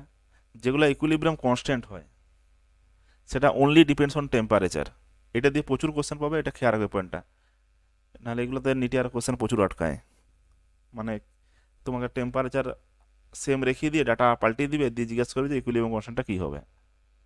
এরকম বা আকাশে যদি কোশ্চেন দেখো তাও সেখানে পেয়ে যাবে। যদি টেম্পারেচার সেম থাকে তাহলে কিন্তু ইকুইলিব্রিয়াম কনস্ট্যান্ট কিন্তু কখনোই পাল্টাবে না, এই পয়েন্টটা খেয়াল রাখো। ইকুইলিব্রিয়াম কনস্ট্যান্ট কিন্তু সেম থাকবে, কারণ equilibrium constant only depends on temperature. লাইনটা লিখা না, এখানে লিখে নিবে, একটা নোটটা আছে, equilibrium constant is only depends on temperature. শুধুমাত্র টেম্পারেচার উপর কিন্তু ডিপেন্ড করবে, টেম্পারেচার পাল্টালে তবে ইকুইলিব্রিয়াম কনস্ট্যান্টের মান পাল্টাবে, নাহলে কিন্তু কোনো অবস্থাতে ইকুইলিব্রিয়াম কনস্ট্যান্টের মান কিন্তু পাল্টাবে না। যতই তুমি রিয়েক্ট্যান্ট বা প্রোডাক্টের কনসেন্ট্রেশন পাল্টিয়ে দাও, ইকুইলিব্রিয়াম কনস্ট্যান্ট কিন্তু পাল্টাবে না যতক্ষণ না টেম্পারেচার না চেঞ্জ করছো। একটা ইকুয়েশন আছে, ইকুয়েশনটা তোমরা কেমিক্যাল কাইনেটিক্সে প্রুফ দেখেছো, আর না হলে আমরা শেষকালে প্রুফটা দেখাবো। আপাতত মনে রাখতে পারো, ইকুয়েশন যেহেতু চ্যাপ্টার স্টার্ট হয়ে যায়, আপাতত এটা মনে রাখতে পারো, পরে শেষকালে আমরা এটা প্রুফটা দেখাবো, চিন্তার কোনো কারণ নেই। লগ K2/K1, গ্রাফটা যদি বল K1 কি K2 কি, ধরো টেম্পারেচার যখন T1 ছিল তখন ধরো ইকুইলিব্রিয়াম কনস্ট্যান্টের মান K1, টেম্পারেচার যখন T2 তখন ইকুইলিব্রিয়াম কনস্ট্যান্টের মান K2। ধরো এই অবস্থায় আছে, এটা ইকুয়েশন আছে, log K2/K1 is equal del H by 2.33R 1/T1 minus 1/T2। T1 হচ্ছে যখন টেম্পারেচার, তখন ইকুইলিব্রিয়াম কনস্ট্যান্ট K1, টেম্পারেচার যখন T2 তখন ইকুইলিব্রিয়াম কনস্ট্যান্ট হচ্ছে আমাদের K2। এই যদি বলো ডেল এইচটা কি, ডেল এইচ হচ্ছে যদি এক্সোথার্মিক রিয়েকশন হয় তাহলে ডেল এইচ হবে নেগেটিভ দিয়ে কিছু ভ্যালু থাকবে, ডাটা হয়তো দেওয়া থাকবে বা জিজ্ঞাসা করবে। আর যদি এন্ডোথার্মিক হয় সেক্ষেত্রে পজিটিভ হবে, সিস্টেম থেকে যা কিছু বেরিয়ে যায় সবাই নেগেটিভ হয়। এক্সোথার্মিক রিয়েকশন হলে ডেল এইচ নেগেটিভ হবে, এন্ডোথার্মিক রিয়েকশন হলে ডেল এইচ পজিটিভ হবে, ডাটাগুলো দেওয়া থাকবে। আর নাহলে আমরা পুরোটা পরে দেখবো। আপাতত এটা মনে রাখতে টেম্পারেচার উপরেই কিন্তু শুধুমাত্র ইকুইলিব্রিয়াম কনস্ট্যান্ট ডিপেন্ডেন্ট, আর সেটা ইকুয়েশন থেকেও বুঝতে পারা যায়। চলো একটা ম্যাথ দেখা যাক, ব্যাপারটা ক্লিয়ার হয়ে যাবে। ধরো N2+3H2 তার থেকে 2H3 হচ্ছে ইকুইলিব্রিয়াম সাইন দেওয়া আছে, মানে ইকুইলিব্রিয়াম রিয়েকশন। এর জন্য ইকুইলিব্রিয়াম কনস্ট্যান্ট দেখো K1 দেওয়া আছে। N2+O2 তার থেকে 2NO, এটা ইকুইলিব্রিয়াম কনস্ট্যান্ট দেওয়া আছে K2। এই 2H2+O2 তার থেকে 2H2 ইকুইলিব্রিয়াম কনস্ট্যান্ট দেওয়া আছে K3। Calculate equilibrium constant for the reaction, এই রিয়েকশনের জন্য ইকুইলিব্রিয়াম কনস্ট্যান্ট বার করতে হবে। 4NH3+5O তার থেকে 4NO6H2O, এর জন্য ইকুইলিব্রিয়াম কনস্ট্যান্ট বার করতে হবে। ধরো ইকুইলিব্রিয়াম কনস্ট্যান্ট যদি আমাদের কেডেস্ট হয়, এই কেডেস্টের সাথে আসলে এই যে K1 K2 বা K3 রিলেশনটা কী হবে সেটা আমাদের খুঁজে বার করতে হবে, বা এটাগুলো দেওয়ার অপশানে দিবে তোমাদের। এই ধরনের যদি প্রবলেম থাকে কীভাবে সেটা সলভ করবে, প্রথমে দেখে নেবে যে রিয়েক্টেন্ট সাইডে যেটা আছে, ধরো রিয়েক্টেন্ট সাইডের মধ্যে কী আছে, NH3 আছে আর O2 আছে। প্রোডাক্ট সাইডে কী আছে, NO আছে, ওয়াটার আছে। তো NH3 যেটা আছে আমাদের রিয়েক্টেন্ট সাইডে, যে ডাটাগুলোর মধ্যে উপরে দেওয়া আছে সেখানে NH3টা কোন দিকে আছে, বা যে NO বা H2O যেটা আমাদের পুরোটা দেওয়া আছে সেটা এখানে উপরগুলোর মধ্যে কোনখানে আছে, বা ইকুয়েশনগুলোকে কীভাবে ঘোরাফেরা করে নিয়ে আসা যাবে। প্রথমে টার্গেট করবে যে ইকুয়েশনটা কীভাবে আমরা নিয়ে আসছি, তারপর ইকুয়েশনটা যেভাবে কাজ হবে ইকুইলিব্রিয়াম কনস্ট্যান্টটাকে সেইভাবে আমরা কাজ কারবার করবো। তার জন্য তো একটু আগে দেখে এলাম যে কীভাবে ইকুইলিব্রিয়াম কনস্ট্যান্ট আমরা পাল্টাপাল্টি করবো। তো চলো দেখা যাক। তো এখানে কী দেখতে পাচ্ছি, আমাদের নিয়ে আসতে হবে 4NH3। দেখো 4NH3 যদি নিয়ে আসতে চাই, দেখো যে ডাটাগুলো দেওয়া আছে K1 K2 K3 করে ইকুইলিব্রিয়াম কনস্ট্যান্টের মানগুলো, 4NH3 মানে আগে NH3 লাগবে। NH3 কোন দিকে আছে, তো প্রথম রিয়েকশনে NH3 আছে কিন্তু সেটা কোন দিকে আছে, প্রোডাক্ট সাইডে আছে। তাহলে NH3 যদি আমাদের রিয়েকশন সাইডে নিয়ে আসতে হয় মানে রিয়েকশনটা উল্টোতে হবে। তো এই রিয়েকশনটা প্রথমে যদি উল্টোই আমরা 2NH3 তার থেকে N2+3H2 রিয়েকশনটা উল্টালাম, তার মানে ইকুইলিব্রিয়াম কনস্ট্যান্টটা কী হবে, ইকুইলিব্রিয়াম কনস্ট্যান্টটা হয়ে যাবে 1/K1, তাই তো। নেক্সট আমাদের 4NH3 রাখলে তার হবে না, আমাদের তো 2NH3 এখানে আছে, কিন্তু নিয়ে আসতে হবে কোনখানে, 4NH3-তে। তো 4 যদি এটা করতে হয় তাহলে আমার 2 দিয়ে মাল্টিপ্লাই করতে হবে। যদি 2 দিয়ে মাল্টিপ্লাই করি তাহলে কী হবে, দেখো 4NH3 হয়ে যাবে, তার থেকে 2N2 হয়ে যাবে, 6H2 হয়ে যাবে। অর্থাৎ রিয়েক্ট্যান্ট সাইড প্রোডাক্ট সাইড দুটো করে 2 দিয়ে মাল্টিপ্লাই করছি আমরা। আর সেটা করতে গেলে ইকুইলিব্রিয়াম কনস্ট্যান্টটা কী হবে, ইকুইলিব্রিয়াম কনস্ট্যান্ট 1/K1 তো আমাদের তৈরি হয়েছিল, রিয়েকশনটা যখন আমরা উল্টিয়ে দিয়েছিলাম ইকুইলিব্রিয়াম কনস্ট্যান্টটা তো 1 হয়ে নেমে গেছিলো 1/K1। আবার এখন আমরা কী করছি, 2 দিয়ে এটাকে মাল্টিপ্লাই করছি, যেহেতু 2 দিয়ে মাল্টিপ্লাই করছি ইকুইলিব্রিয়াম কনস্ট্যান্টটা হয়ে যাবে কি 2^2, তাহলে 1/K1 তার স্কোয়ার। এটা এই হচ্ছে অবস্থা। নেক্সট আবার দেখা যাক, ধরো 4NH থেকে কী করে ব্যবস্থা করতে পারবো 1/K1 স্কোয়ার। এবার দেখা যাক, চলো O2 দু জায়গায় আছে, O2 আমাদের এখানেও আছে আর এখানেও আছে, এটা পরে দেখবো যেহেতু দু জায়গায় আছে। NOটা বরঞ্চ এখানে আছে, যেটা সেটা এক জায়গায় আছে, ওটাকে ব্যবস্থা করা যাক। তো NOটা প্রোডাক্ট সাইডে আছে, এই ক্ষেত্রে সেটা প্রোডাক্ট সাইডে আছে, কিন্তু 2NO আছে এখানে, কি আমাদের 4NO করতে হবে। যদি 4NO করতে হয় তাহলে রিয়েকশনটা কী করবো, 2 দিয়ে মাল্টিপ্লাই করবো। তাই 2 দিয়ে দিয়ে মাল্টিপ্লাই করে রিয়েকশনটাকে 2N2 প্লাস 2O2 তার থেকে 4NO তার থেকে K2 তার স্কোয়ার। এটা সিমিলারলি আরেকটা করতে হবে, যেটা ওয়াটার এখানে 6H2 আছে, কিন্তু এখানে 2 ওয়াটার আছে, তাহলে 6 যদি নিয়ে আসতে হবে কী করতে হবে, 3 দিয়ে মাল্টিপ্লাই করতে হবে, তাহলে K3 2 দিয়ে পার হয়ে যাবে আমাদের কিউ। এই যে রিয়েকশন উল্টোপাল্টা করলাম, ধরো ঘোরাঘুরি করে নিয়ে এলাম, এরপর ইকুয়েশনগুলো জাস্ট অ্যাড করে দাও, তাহলেই দেখো এই ইকুয়েশনটা চলে আসবে। আর ইকুয়েশনগুলো অ্যাড করছি মানে ইকুইলিব্রিয়াম কনস্ট্যান্টগুলো কী হবে, মাল্টিপ্লাই হবে। তো যেটা করলাম সেখানে পরপর আছে দেখো, N2 3H2 ছিল, K1 উল্টিয়েছিলাম, 1/K1 হয়ে গেছে, 2 দিয়ে মাল্টিপ্লাই করেছি মানে 1/K1 তার স্কোয়ার।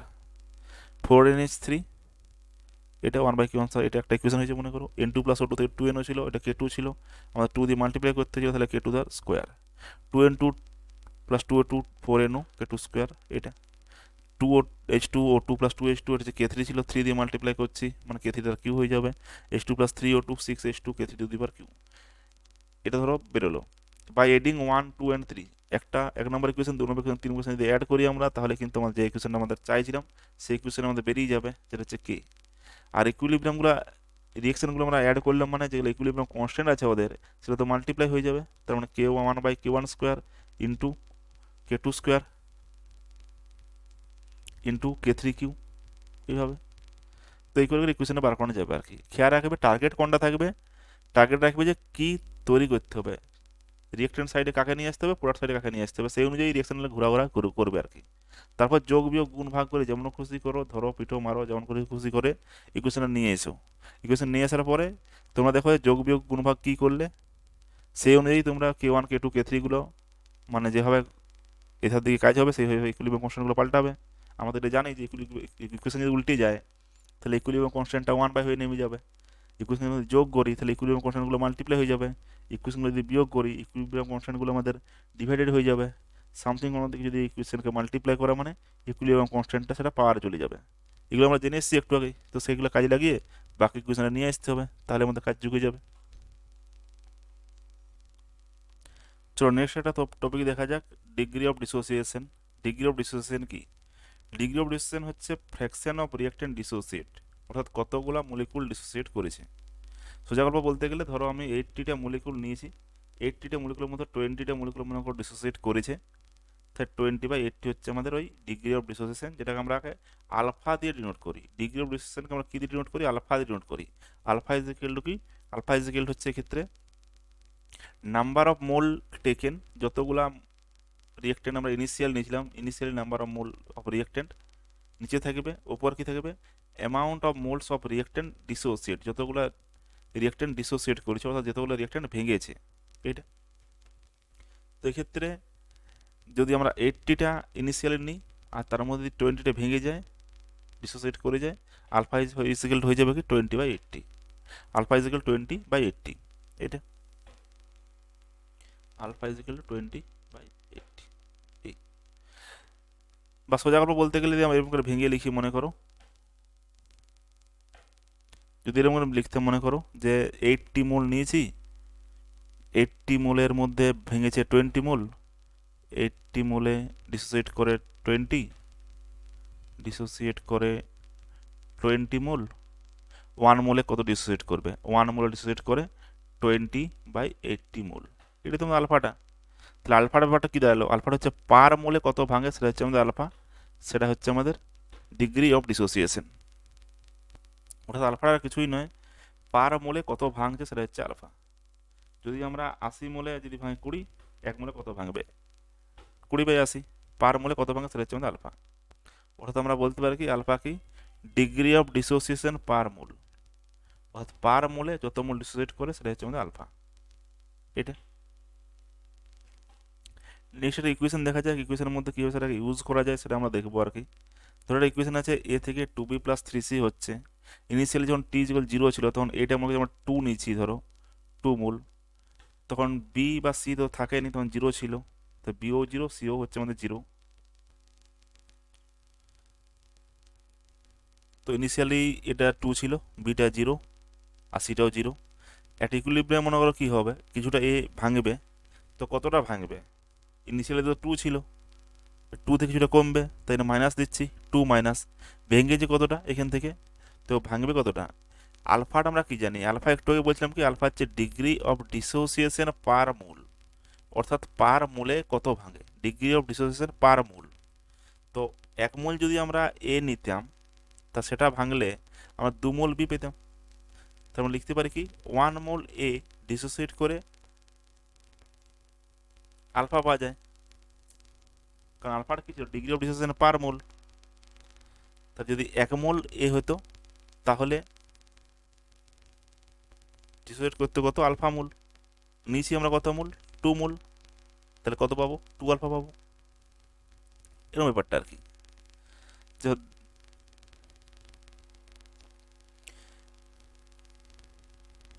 ধরো যেটা এ আছে আর কি, এটা আমাদের তো ইনিশিয়ালি 2 মোল নেওয়া হয়েছিল, কতটা ভাঙবে সেটা হচ্ছে আমাদের কোশ্চেন।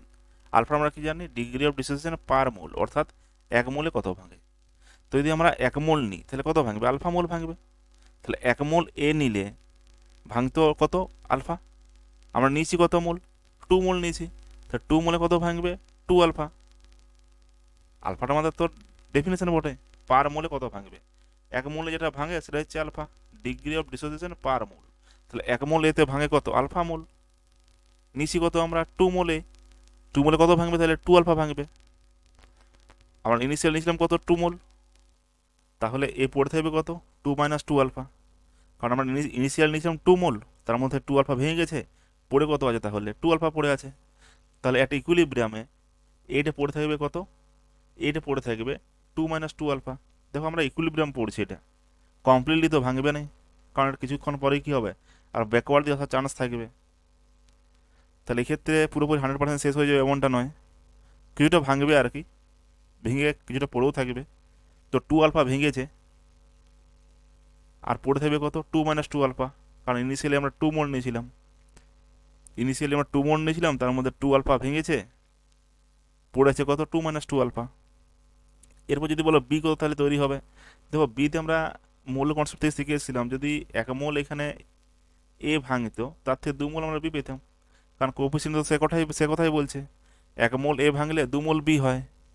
এটা আমাদের কত ভেঙেছে, এটা ভেঙেছে 2 আলফা পরিমাণ, 2 আলফা অ্যামাউন্টে যদি আমাদের এ ভাঙে, বিটা কত তৈরি করবে, 4 আলফা অ্যামাউন্টটা তৈরি করবে।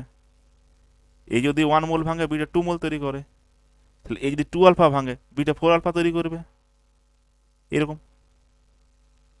তাহলে সি এর অবস্থা কি হবে, যদি এটা 1 মোল ভাঙে, তাহলে সিটা তৈরি করে কত, 3 মোল, 1 মোল এ ভাঙলে সি তৈরি করে 3 মোল। তাহলে 2 আলফা যদি এ ভাঙে, সি তৈরি করে কত, 3 ইন্টু 2 আলফা মানে 6 আলফা। দেখো 1 মোল এ ভাঙলে সি তৈরি হয় 3 মোল, কারণ কোএফিসিয়েন্ট তো সে কথাই বলছে, এর এ কত আছে, 1 আছে, সির এ কত আছে, 3 আছে। যদি 1 মোল পুরোপুরি এ ভাঙতো, তাহলে 3 মোল সি তৈরি করতো, কিন্তু এ তো 1 মোল ভাঙেনি, এ কত ভেঙেছে, 2 আলফা ভেঙেছে। তাহলে 2 আলফা যদি ভাঙে, সি করবে কত, ও 3 গুণ মানে 6 আলফা তৈরি করবে, তাহলে সি পাওয়া যাবে এখানে 6 আলফা। সিমিলারলি বি এর যদি গল্প বলি আমরা, ওই কি গল্প ভাবে বলছি, 1 মোল এ ভাঙলে 2 মোল বি তৈরি হয়, তা 2 আলফা এ ভাঙলে 4 আলফা বি তৈরি হবে। ওই যে কোএফিসিয়েন্ট দেখে আমরা ওটা বার করে নিচ্ছি, কারণ একবার যদি ভেঙে যায় তৈরি তো শিওর করবে সেটা, না ভাঙলে আলাদা গল্প, কিন্তু ভেঙে যখন গেছে তখন তো আর বি আর সি এর মধ্যে তৈরি করবে। তখন আমরা নর্মাল যেটা রেশিও জানি কোএফিসিয়েন্ট অনুযায়ী হয়, মোলে যেটা শিখে এসেছিলাম সেরকমই লাগাবো। তাহলে এক্ষেত্রে আমাদের এ পড়ে থাকছে আমাদের 2 মাইনাস 2 আলফা, বি তৈরি করছে 4 আলফা, সি তৈরি করছে 6 আলফা। যদি বলো এটাকে আলফা রেসপেক্ট না দেখে যদি আমরা যেমন মোলে শিখেছিলাম সেরকম করে যদি করা হয়, তাহলে কি হবে, ধরো টি ইজ ইকুয়াল 0-তে এ ছিল 2 মোল, মনে করো আমাদের অ্যাট ইকুইলিব্রিয়ামে 1 পরিমাণ 1 মোল ভেঙে গেছে, তাহলে 2 মাইনাস 1 মোল এ ভাঙলে 2 মোল বি তৈরি করে, তাহলে এখানে 1 মোল এ যদি ভেঙে যায় 2 মোল বি তৈরি করবে। 1 মোল এ ভাঙলে 3 মোল সি তৈরি করে, তাহলে এখানে 1 মোল এ ভেঙেছে, তাহলে 3 মোল সি তৈরি করবে। এটা ইকুইলিব্রিয়াম পড়ে থাকবে কত, ইনিশিয়ালি 2 মোল নিয়েছিলাম, 1 মোল ভেঙে গেছে, আর বাকি থাকবে 2 মাইনাস 1। তো এটা আমরা মোলে শিখে এসেছিলাম আর কি। এর সঙ্গে যদি বলো এর রিলেশন, তাহলে কি, এর সঙ্গে রিলেশন হচ্ছে যদি আলফার টার্মে আমরা এগুলো করি, আলফার টার্মে যখন করা হবে, তখন আলাদা কিছুই নয়, সেম গল্প প্রায়, যেটা আমরা একটু আগে আলফা দিয়ে বলছিলাম। আলফা দিয়ে কি বলছিলাম, যে 2 - 2 আলফা হয় বলছিলাম, কারণ আলফাটা ছিল পার মোল ডিসোসিয়েশন। তাহলে ইকুইলিব্রিয়াম কত কত পড়ে থাকবে, 2 আলফা পড়ে থাকবে, সরি 2 আলফা ভাঙবে। এই 2 আলফাটাই হচ্ছে আমাদের এই ক্ষেত্রে বলতে পারো ওয়ানটা, 2 আলফাটা হচ্ছে ওয়ান। আর 2 বি যেটা আমাদের তৈরি হয়েছে টু, এটাই আসলে আগের সাথে যদি আমরা কম্পেয়ার করি, এটাই হচ্ছে আমাদের ওই 4 আলফাটা, কারণ এক মোলে ভাঙলে 2 মোল বি তৈরি করতাম, তাহলে এক মোলে ভেঙে 2 মোল তৈরি করেছে, এটাই হচ্ছে আমাদের 4 আলফাটা। মানে 2 মোল ইজিক্যাল বলতে পারো 4 আলফা এই ক্ষেত্রে। সিটা কি, যেটা 3 এখানে হয়েছে, সেটা আগের অনুযায়ী গল্প অনুযায়ী কি, আগের গল্প অনুযায়ী এটা 6 আলফা, এটা তৈরি হয়েছে এটা। জিরো তাহলে আলাদা কোনখানে হলো, দেখো আলফার টার্মটা আমরা যেটা বলি সেটা অন্যভাবে আমরা রিপ্রেজেন্ট করছি, আর কিছুই নয়। আলফাটা কি, পার মোল ডিসোসিয়েট, এক মোলে কত ভাঙে। তাহলে কোনটা আমরা ইউজ করবো, যেটা আমরা মোলে শিখেছিলাম নাকি যেটা আলফাই মাত্র ছিলাম সেইটা। আমরা যেটা ইউজ করবো সেটা হলো ডিপেন্ড করছে মানে কি চাইছে। যদি আলফা চায় বা আলফা দেওয়া থাকে, তাহলে আলফার টার্মে আমরা ইকুয়েশনগুলো লিখবো। আর যদি আলফা না খুঁজে বা না দেওয়া থাকে, তাহলে আলফাকে নিয়ে আসা ফালতু দরকার নেই কোনো, এটা খেয়াল রাখবে আর কি। যদি আলফা চায় বা আলফা দেওয়া থাকে, তাহলে আলফার টার্মে লিখবে। আর যদি আলফা দেওয়া না থাকে, তাহলে আমাদের আলফা টার্মে নিয়ে আসা কোনো প্রয়োজন নেই, নর্মাল যেটা মূলে শিখে এসেছিলাম সেরকমভাবে আমরা করবো। নেক্সট একটা ম্যাথ দেখা যাক, ব্যাপারটা ক্লিয়ার হবে। দেখো ধরো 2NH3 আছে, তার থেকে ভেঙে N2+3H2 হচ্ছে। If degree of dissociation of NH3 75%, মানে এখানে কিসের ভ্যালু বললো, degree of dissociation of NH3, মানে আলফার ভ্যালু বললো। আলফা কত, তার মানে 75%, কার জন্য, NH3-র জন্য। তো 75% মানে কি, 75% মানে হচ্ছে 75/100, তাহলে আলফার ভ্যালু কত, 0.75। দেখো আলফাটা আমরা কি বলেছিলাম, ডিগ্রি অফ ডিসোসিয়েশন পার মোল বলেছিলাম, 75টা কিসে আছে, পার্সেন্টেজে আছে। তাহলে 100 মোলের মধ্যে ভাঙে কত, 75 মোল। এক মোলে কত ভাঙবে, 75/100, তার মানে 0.75। আমাদের তো পার মোলে নিয়ে আসতে হবে না, পার্সেন্টেজ থাকলে তো আমার হবে না। 100 মোলে সেটা আমাদের আলফা দেখতে যাবো না, আমরা কি দেখবো, পার মোলে কত ভাঙছে, তার পার মোলে কত ভ্যালুটা, 0.75। Then calculate the partial pressure of each gas at equilibrium given that the total pressure at equilibrium is 1 atm। Total pressure ইকুইলিব্রিয়ামে দেওয়া আছে 1 atm। বার করতে বলছে কি, calculate the partial pressure of each gas at equilibrium, ইকুইলিব্রিয়ামে partial pressure কত সেটা বার করতে বলছে। চলো বার করানো যাক।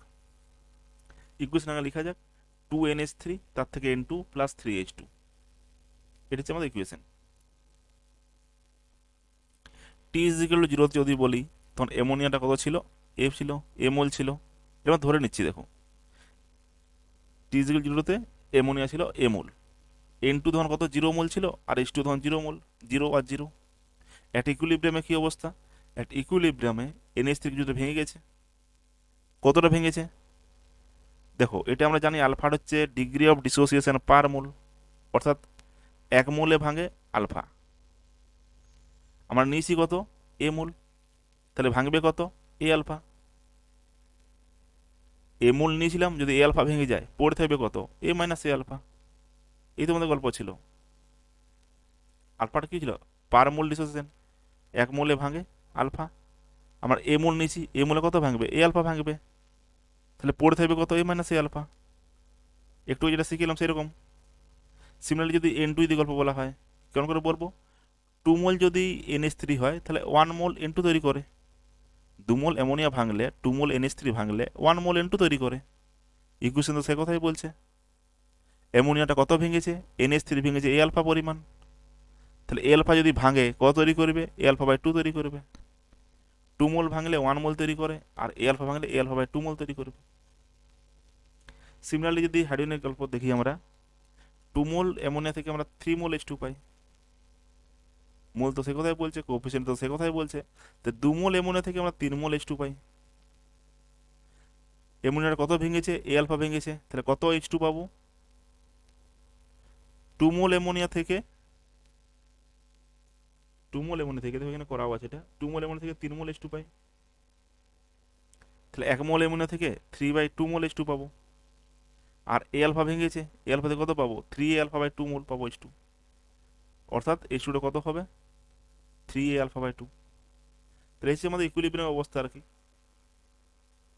ইকুইলিব্রিয়ামে NH3 পড়ে আছে a minus A alpha, N2 পড়ে আছে a আলফা বাই 2, H2 পড়ে আছে 3a আলফা বাই 2।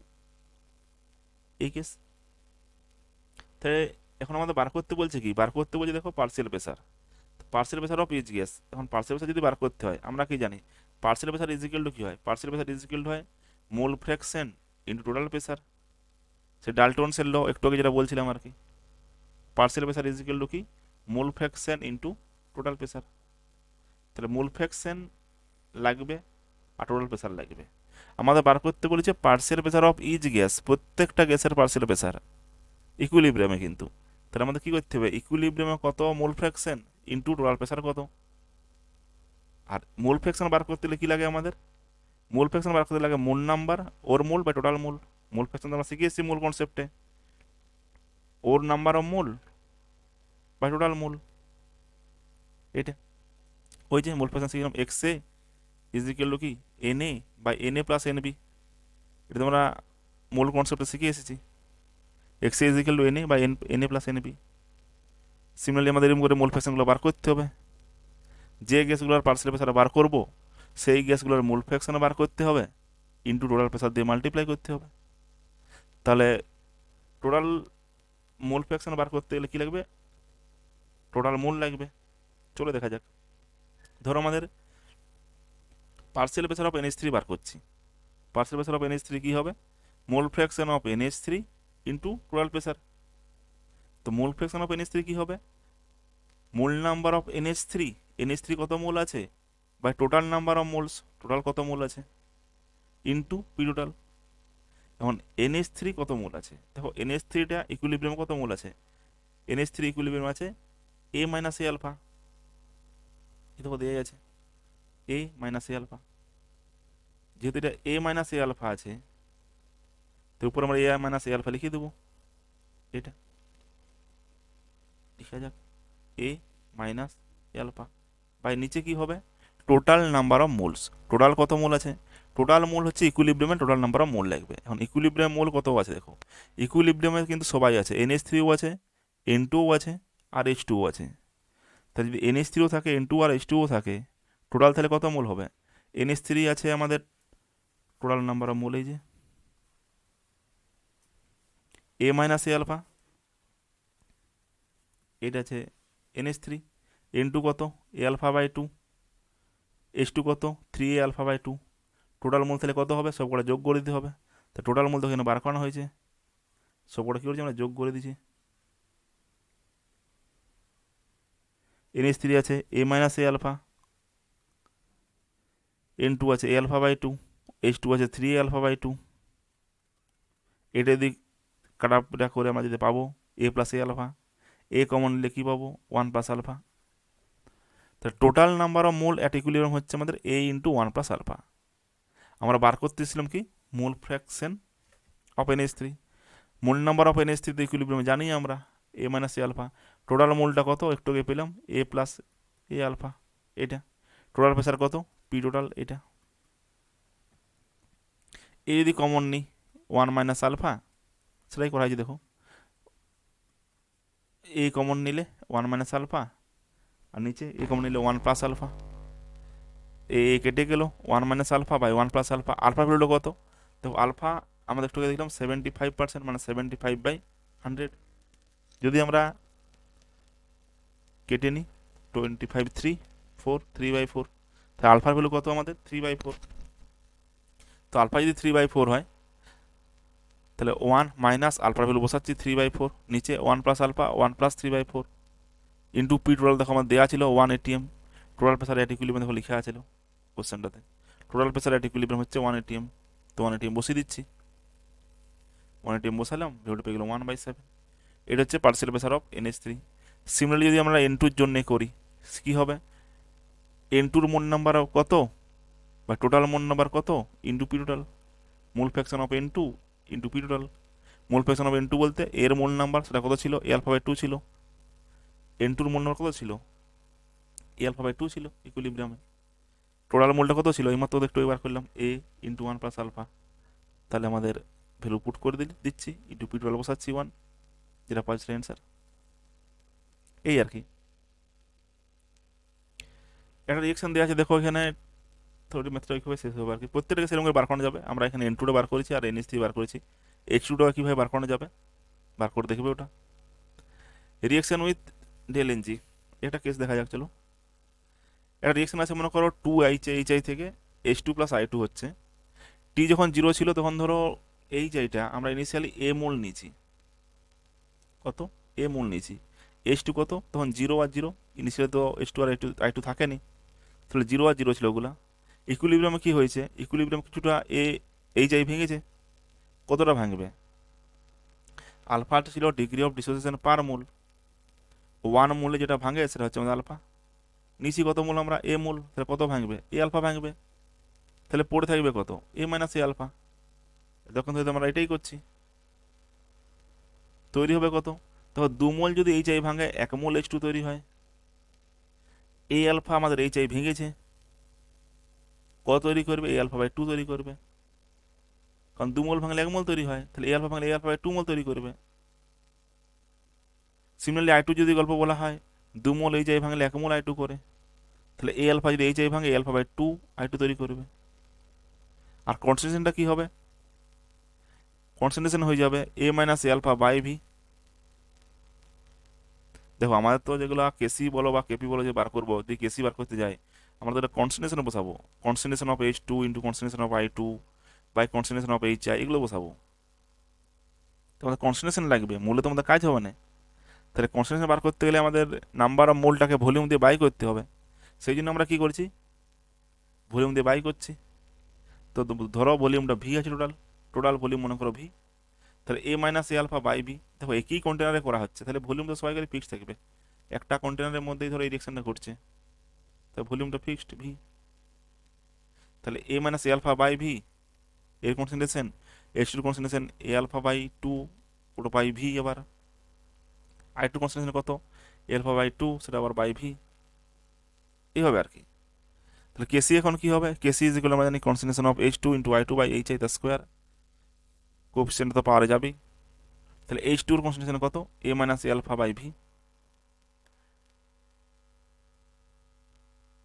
এটা ছিল আমাদের এইচআই এর কনসেন্ট্রেশন।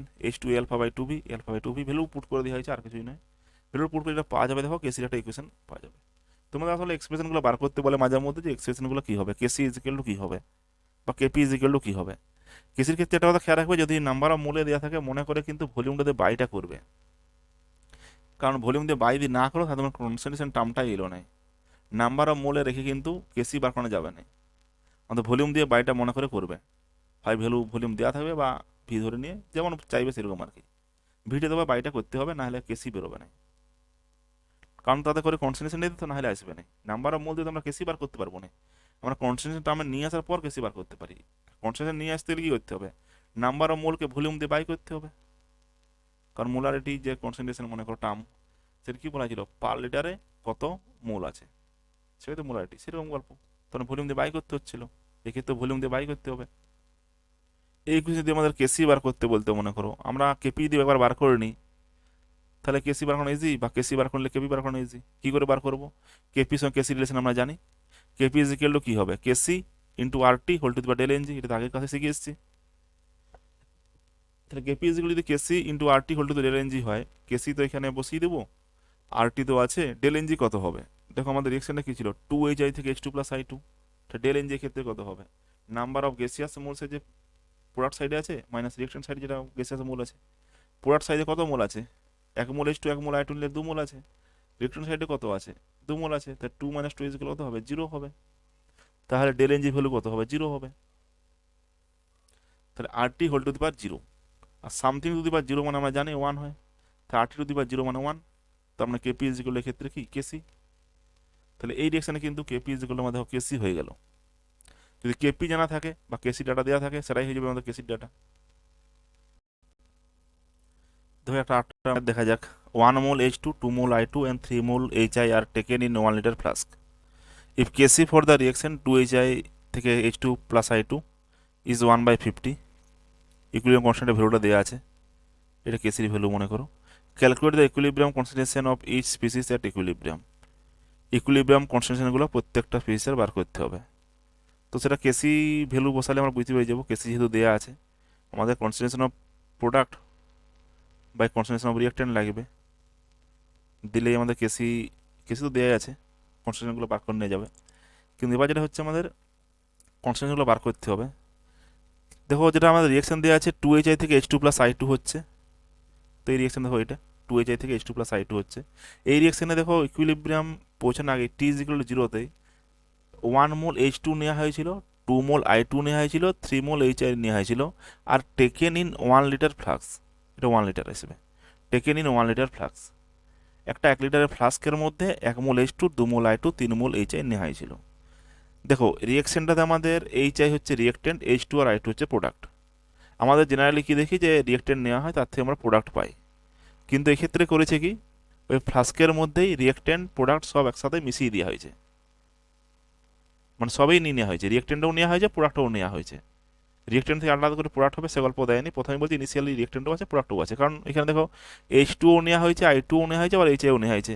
এই যে আমাদের রিয়েক্টেন্ট ছিল, তো T=0 HIটা নেওয়া হয়েছে কত 3 মোল, এটা H2 কত 1 মোল নেওয়া হয়েছে, I2 কত নেওয়া হয়েছে 2 মোল নেওয়া হয়েছে। এটা T=0 মানে রিয়েক্টেন্ট ভেঙে যে প্রোডাক্ট হয়েছে এমনটা নয়, এটা ইনিশিয়ালি প্রথমে এটা নিয়ে নেওয়া হয়েছে কন্টেনারের মধ্যেই। এরপর ইকুইলিব্রিয়াম দেখা যাক। ইকুইলিব্রিয়াম মনে করো এক্স মোল আমাদের HIটা ভেঙেছে, এক্স মোল ধরো ভেঙেছে, তাহলে ইকুইলিব্রিয়াম অবস্থা কি, ইকুইলিব্রিয়ামে number of mole of HI হবে 3 - x, 3 মোল থেকে এক্স মোল ভেঙেছে, তাহলে 3 - x। H2 কত হবে, H2 হবে দেখো 2 মোল যদি HI ভাঙে তার থেকে 1 মোল আমরা H2 পাই, তাহলে এক্স মোল যদি আমাদের HI ভাঙে তার থেকে x/2 মোল আমরা H2 পাবো। সেটা তো কথা, কারণ আমাদের মোল কনসেপ্ট শিখে এসেছি যে 2 মোল যদি HI ভাঙতো তার থেকে 1 মোল H2 পেতাম, কিন্তু HI ভেঙেছে কত এক্স মোল, তাহলে এক্স মোল যেহেতু ভেঙেছে কত তৈরি করবে x/2 তৈরি করবে, রেশিও তোমাদের সেম থাকবে। সিমিলারলি 2 মোল যদি HI ভাঙে তার থেকে আমরা 1 মোল I2 পাই। সিমিলারলি এক্স মোল যদি HI ভাঙে তার থেকে আমরা x/2 মোল আমরা I2 পাবো। এটা আমরা পাবো রিয়েকশন হওয়ার ফলে, কিন্তু আমাদের ইনিশিয়ালি তো আগের থেকে H2ও আছে, I2ও আছে। ইনিশিয়ালি 1 মোল তো আগের থেকে এমনিতেই প্রেজেন্ট আছে, যেহেতু ইনিশিয়ালি প্রেজেন্ট থাকে সেটা তো পালিয়ে যাচ্ছে না, ওটা তো ওইখানেই থাকবে। তো ইনিশিয়ালি যে 1 মোলটা ছিল সেই 1 মোলটা মনে করো রয়ে গেছে, এই যেটা 1 মোল। ইনিশিয়ালি এটা 2 মোল ছিল, সেই 2 মোলটা এখানে আছে, এটা তার মানে ইকুইলিব্রিয়ামে এখন যদি HI এর গল্প দেখি, HIটা আছে 3 - x মোল ইকুইলিব্রিয়ামে, কিন্তু HIটা কত আছে 3 - x মোল। এইটা H2 কত আছে 1 + x/2 মোল, 1 মোল আগের থেকেই ছিল আর রিয়েকশনটা হওয়ার ফলে x/2 মোল আমরা পেয়েছি। I2 কত আছে 2 + x/2 মোল, 2 মোল আগের থেকেই ছিল, রিয়েকশনটা হওয়ার ফলে x/2 মোল পেয়েছি। ইকুইলিব্রিয়ামে এদের কিন্তু নাম্বার অফ মোল। কনসেন্ট্রেশন কি হবে ইকুইলিব্রিয়ামে, ইকুইলিব্রিয়ামে কনসেন্ট্রেশন হবে, কনসেন্ট্রেশন মানে তো number of mole by volume, তো HI এর নাম্বার অফ মোল ইকুইলিব্রিয়াম হচ্ছে 3 - x, ভলিউম কত 1, তাহলে 3 - x/1, তাহলে কনসেন্ট্রেশন কত হবে 3 - x হবে। H2 কত হবে 1 + x/2, ভলিউম কত 1, তাহলে কনসেন্ট্রেশন হচ্ছে 1 + x/2। সিমিলারলি I2 কত আছে 2 + x/2, নাম্বার অফ মোলটা আর কি, আর এটা কত হবে কনসেন্ট্রেশন তাহলে কত হবে 2 + x/2 বাই 1, তো বাই 1 করা না করা সমান। তার মানে কনসেন্ট্রেশন অফ HI এর ভ্যালু হচ্ছে 3 - x, I2 হচ্ছে সরি H2 হচ্ছে 1 + x/2, আর I2 হচ্ছে 2 + x/2। এই কেসগুলো একটু খেয়াল রাখবে এরকমভাবে আর কি, যদি ইনিশিয়ালি অলরেডি প্রোডাক্ট প্রেজেন্ট থাকে তাহলে ওটা কিন্তু অ্যাড হয়ে যাবে, মানে ওটা রিয়েকশনটা ভাঙার ফলে বা রিয়েক্টেন্ট ভাঙার ফলে যে প্রোডাক্টটা পেলাম সেই প্রোডাক্টের সাথে আগেরটা অ্যাড হয়ে থাকবে আর কি ইকুইলিব্রিয়ামেও। তো এটা খেয়াল রাখবে, ভালো ভালো ম্যাথ পড়লে দিতে পারে।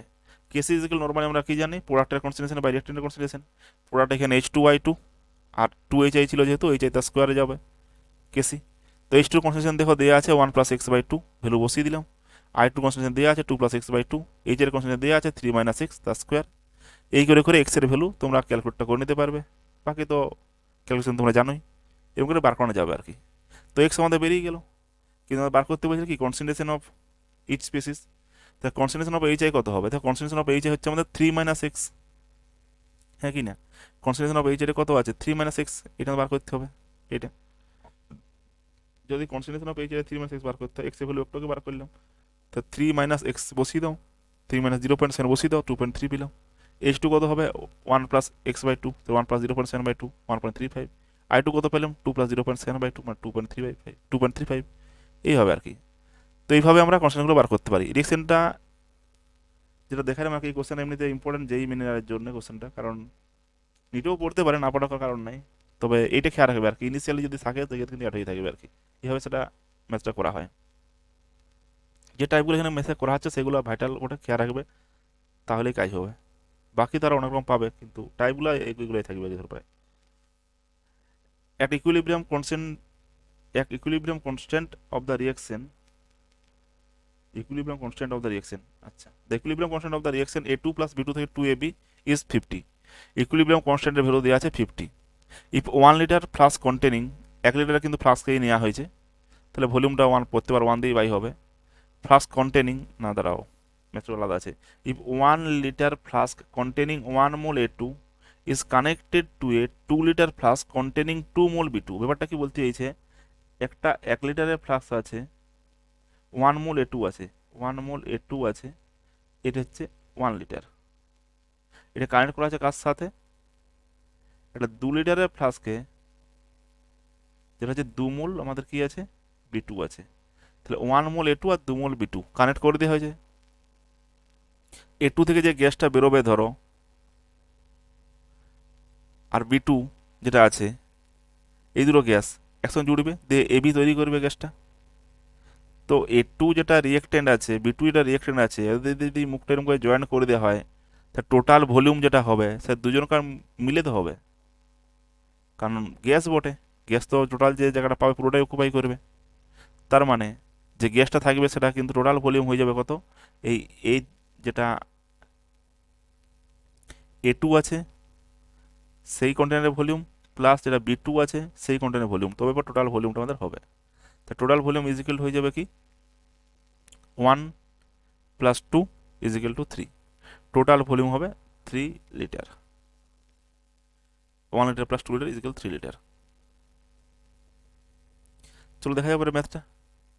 A2 + B2 থেকে 2AB হচ্ছে, ইনিশিয়াল যখন t ইজ ইকুয়াল টু 0 ছিল তখন আমরা কত নিয়েছিলাম? এটা 1 মোল নিয়েছিলাম, এটা 2 মোল নিয়েছিলাম, তখন এই তো 0 ছিল। অ্যাট ইকুইলিব্রিয়াম কত মোল হবে? 1 - x ধরো ভেঙেছে। B2 তাহলে কত ভাঙবে? মোল থেকে আমরা শিখে এসেছিলাম যে 1 মোল যদি A ভাঙে তাহলে 1 মোল B ভাঙবে, কারণ এটা কোফিসিয়েন্টটা তো 1 1 করে আছে। তাহলে x মোল যদি A2 ভাঙে, x মোলেই আমাদের B2 ভাঙবে।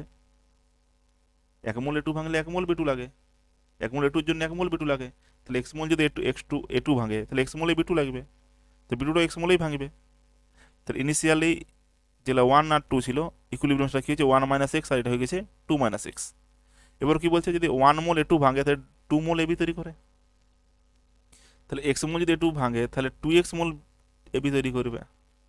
1 মোল A2 ভাঙলে 2 মোল AB করে, তাহলে x মোল A2 ভাঙলে 2x মোল AB তৈরি করবে, দ্বিগুণ হবে আর কি, যতটা ভাঙবে তার দ্বিগুণ হবে।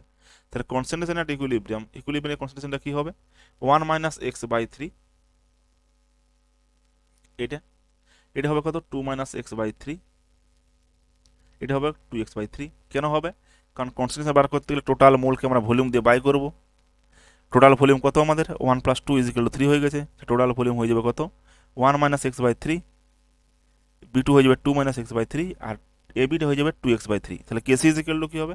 Concentration of AB whole to the power 2 by concentration of A2 into concentration of B2। তাহলে KC = হবে 2x/3 whole to the power 2। A2 কত হবে? 1 - x/3 ইন্টু 2 - x/3। তাহলে KC হচ্ছে আমাদের 50। ক্যালকুলেশন করবে, এক্সট্রা পাওয়া যাবে, এক্সট্রা পাওয়া যাবে। তাহলে তোমরা how many moles of AB will be formed, কত মোল AB তৈরি হয়েছে? AB তৈরি হয়েছে কত? 2x মোল AB তৈরি হয়েছে। x এর ভ্যালু পেয়ে গেলে তাকে 2 দিয়ে মাল্টিপ্লাই করলেই আমরা AB কত পেয়েছি বলে দেবো। 2 × 0.9 হবে, করা নাই, করে নিতে এটা 1.8। এটা আর একটা মেথের মতো আছে, দেখো দেখা যাক, এটা ভাটের আছে। এটা N2 + 3H2 আর থেকে 2NH3, মনে করো টি যখন 0 ছিল তখন N2 ছিল এ মোল নেওয়া হয়েছিল আর কি, H2 নেওয়া হয়েছিল এ মোল, অ্যামোনিয়া তখন থাকেনি, এটা ধরো 0 মোল, এটা ইনিশিয়ালি ছিল। এরপর ইকুইলিব্রিয়াম ধরো রিচ করবে আস্তে আস্তে। তো সেই অবস্থায় কেসির আমাদের এক্সপ্রেশনটা বার করতে হবে। কীভাবে হবে দেখো, দেখো এই ক্ষেত্রে আমাদের N2 হচ্ছে এ মোল নিয়েছি, H2 হচ্ছে এ মোল নিয়েছি, কিন্তু সেম মোলে নিলেই যে সেম মোলে জুড়বে এমন তো কথা নাই কোনো। এক্ষেত্রে আমাদের রিয়েকশন যেহেতু দুজন আছে, তাহলে একজনের কিন্তু এদের মধ্যে এমনটা হতেই পারে যে কেউ বেশি অ্যামাউন্টে নেওয়া হয়েছে, কাউকে কম অ্যামাউন্টে নেওয়া হয়েছে। অর্থাৎ এই ক্ষেত্রে আমাদের লিমিটিং রিজেন্টের যে কনসেপ্টটা, যেটা মূল কনসেপ্টে শিখে এসেছিলাম, সেটা কিন্তু এক্ষেত্রে আমাদের লাগবে। দুজনের মধ্যে কারোর দেখো রেশিওতে তারা মেশে, এ মোল নিলেই যে এ মোল মিশে এমন তো কোনো কথা নাই, কারণ 1 মোল N2 এর জন্য 3 মোল H2 লাগে। সেই হিসাবে এ মোল N2 এর জন্য 3 মোল H2 লাগিত, কিন্তু H2 নিচে সেখানে এ মোল। তাহলে এই ধরনের ম্যাথগুলো সলভ করতে গেলে আমাদের প্রথম যেটা করতে হবে, লিমিটিং রিজেন্ট যেটা আমরা শিখে এসেছিলাম মূল কনসেপ্টে, সেটা আমাদের কাজে লাগাতে হবে। কিভাবে?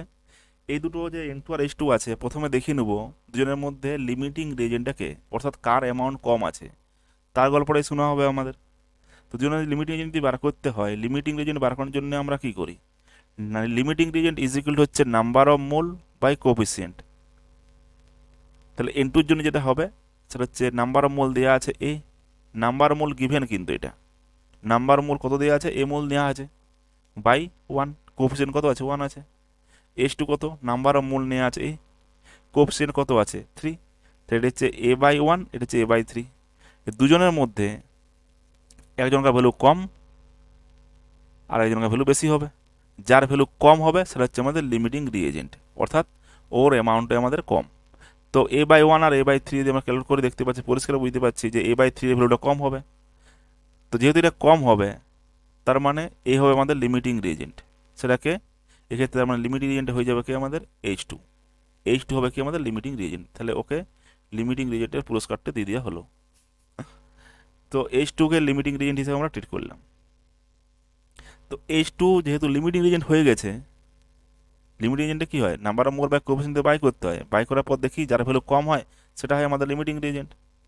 তো নাম্বার অফ মোলগুলো এ করেছিল, ওদের কোএফিসিয়েন্ট দিয়ে বাই করলাম, বাই করার পর দেখছি যে H2-র ক্ষেত্রে যেটা ভ্যালুটা সেটা কম আসছে, তার মানে H2 আমাদের লিমিটিং রিএজেন্ট। লিমিটিং রিএজেন্ট হলে কি হয়, লিমিটিং রিএজেন্ট হলে ওর কথা শোনা হয়, ওর গল্প অনুযায়ী বাকি রিয়াকশানগুলো পাওয়া যায় আর কি। এবার লিমিটিং যদি H2 হয়, ওর গল্প অনুযায়ী 3 মোল যদি H2 ভাঙে, তার থেকে 2 মোল আমরা অ্যামোনিয়া পাই। তাহলে যদি A আলফা H2 ভাঙে, তার তার থেকে আমরা 2A আলফা/3 মোল অ্যামোনিয়া পাবো। কীভাবে ক্যালকুলেশন করলে অবশ্যই বুঝতে পেরে যাবে, ভেঙে নিয়ে যেতে পারে। যদি বলে এটা A আলফা কেন ভাঙছে, কারণ আমরা জানি তো A আলফা কেন ভাঙছে, কারণ আলফা হচ্ছে 1 মোলে, আলফার কী ছিল, পার মোল ডিসোসিয়েশন, 1 মোলে ভাঙে কত, আলফা, 1 মোলে ডিসোসিয়েট করে আলফা। মনে করি যদি আমরা 1 মোল H2 নিতাম, তার থেকে কত ভাঙতো, আলফা মোল ভাঙতো। তাহলে নিচি কত, এ মোল নিচি, তাহলে এ মোলে কত ভাঙবে, এ মোলে ভাঙবে A আলফা। তো সেই জন্য H2টা কত ভেঙেছে, A আলফা ভেঙেছে। তো H2 ভেঙেছে A আলফা, H2 পড়ে আছে কত, A - A আলফা। এটা একটু আমরা শিখে এলাম। এরপর এদিকে যে গল্প দেখছি দেখো, 3 মোল H2 থেকে 2 মোল অ্যামোনিয়া হয়, তাহলে 3 মোল H2 ভাঙলে, ডিসোসিয়েট করলে, ভাঙলে 2 মোল অ্যামোনিয়া হয়, NH3 পাওয়া যায়। H2টা ভেঙেছে কত, H2 ভেঙেছে তো আমাদের A আলফা, তাহলে A আলফা মোল H2 ভাঙলে অ্যামোনিয়া পাওয়া যাবে কত, 2 ইন্টু A আলফা/3, নাহলে ওই কি নেমে করে নাও সোজা, যে 3 মোল H2 থেকে NH3 অবটেন 2 মোল, 1 মোল H2 থেকে অ্যামোনিয়া অবটেন 2/3 মোল। আর কত মোল নিচ্ছি, এটা এ মোল নিচ্ছি, এ মোল H2 থেকে অ্যামোনিয়া অবটেন্ড 2/3 ইন্টু এ, এত মোল। তার মানে 2A, সরি আমরা A আলফা নিলাম না, A আলফা মোল H2 থেকে অ্যামোনিয়া অবটেন 2/3 ইন্টু এ আলফা মোল, তাহলে ভ্যালুটা কত হবে 2a আলফা বাই 3। তাহলে অ্যামোনিয়া পাওয়া যাচ্ছে কত 2a আলফা বাই 3, এইখান থেকে পেয়ে গেলাম আমরা। তাহলে অ্যামোনিয়া পাওয়া গেল 2a আলফা বাই 3। সিমিলারলি যদি আমরা করতে যাই মনে করো তাহলে এই যে 2 আলফা বাই 3, সিমিলারলি যদি আমরা n2 যদি বলি, n2 তাহলে কতটা ভাঙবে কতটা পড়ে থাকবে। দেখো লিমিটিং এজেন্ট আমরা পেয়ে গেছি, মানে তো যাকে হবে ওকে দিয়ে বিচার হবে। ওকে দিয়ে আমরা কি দেখছি যে 3 মোল যদি H2 ভাঙে তার থেকে H2 যদি ইউজ হয় তার জন্য 1 মোল N2 লাগবেই। 3 মোল H2 for 3 mole H2 N2 required 1 mole. Coefficient তো সে কথাই বলছে যে 3 মোল H2 এর জন্য 1 মোল N2 লাগে। তাহলে H2 আমরা কত মোল নিয়েছি, H2 কত মোল ভেঙেছি, এ আলফা ভেঙেছি, তার জন্য নাইট্রোজেন কত লাগবে 3 মোল H2 এর জন্য N2 রিকোয়ার্ড 1 মোল। তাহলে এ আলফা মোল H2 এর জন্য N2 রিকোয়ার্ড কত, আমরা ওই কি নিয়ম করে নিয়ে যাবো সোজা হবে 3 মোল H2 এর জন্য N2 রিকোয়ার্ড 1 মোল, 1 মোল H2 এর জন্য N2 রিকোয়ার্ড 1/3 মোল, আর এ আলফা মোল H2 এর জন্য N2 রিকোয়ার্ড 1/3 ইন্টু এ আলফা, মানে এ আলফা বাই 3 মোলের রিকোয়ার্ড, এর রিকোয়ার্ড আমাদের। তাহলে কত পড়ে থাকবে, ইনিশিয়ালি N2 নিয়েছিলাম এ মোল, রিকোয়ার্ড কত এ আলফা বাই 3, তাহলে পড়ে থাকবে কত A minus A alpha by 3।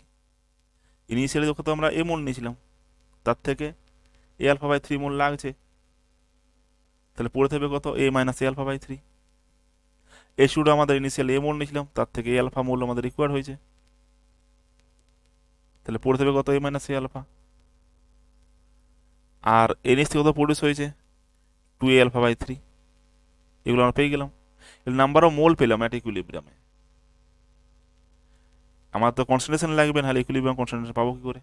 এর কনসেন্ট্রেশনের জন্য কি করতে হবে, ভলিউম দিয়ে বাই করতে হবে। তাহলে কি করতে হবে, নাম্বার অফ মোল যেটা ছিল সেগুলো সবাইকে আমরা ভি দিয়ে দেখো বাই করেছি, ভি বাই ভি, এই যেটা ছিল ওর সঙ্গে আরও বাই ভি, এরকম। তাহলে কেসি ইজ ইকুয়াল টু কি, কেসি ইজ ইকুয়াল টু আমরা জানি প্রোডাক্টের কনসেন্ট্রেশন বাই রিঅ্যাকট্যান্টের কনসেন্ট্রেশন।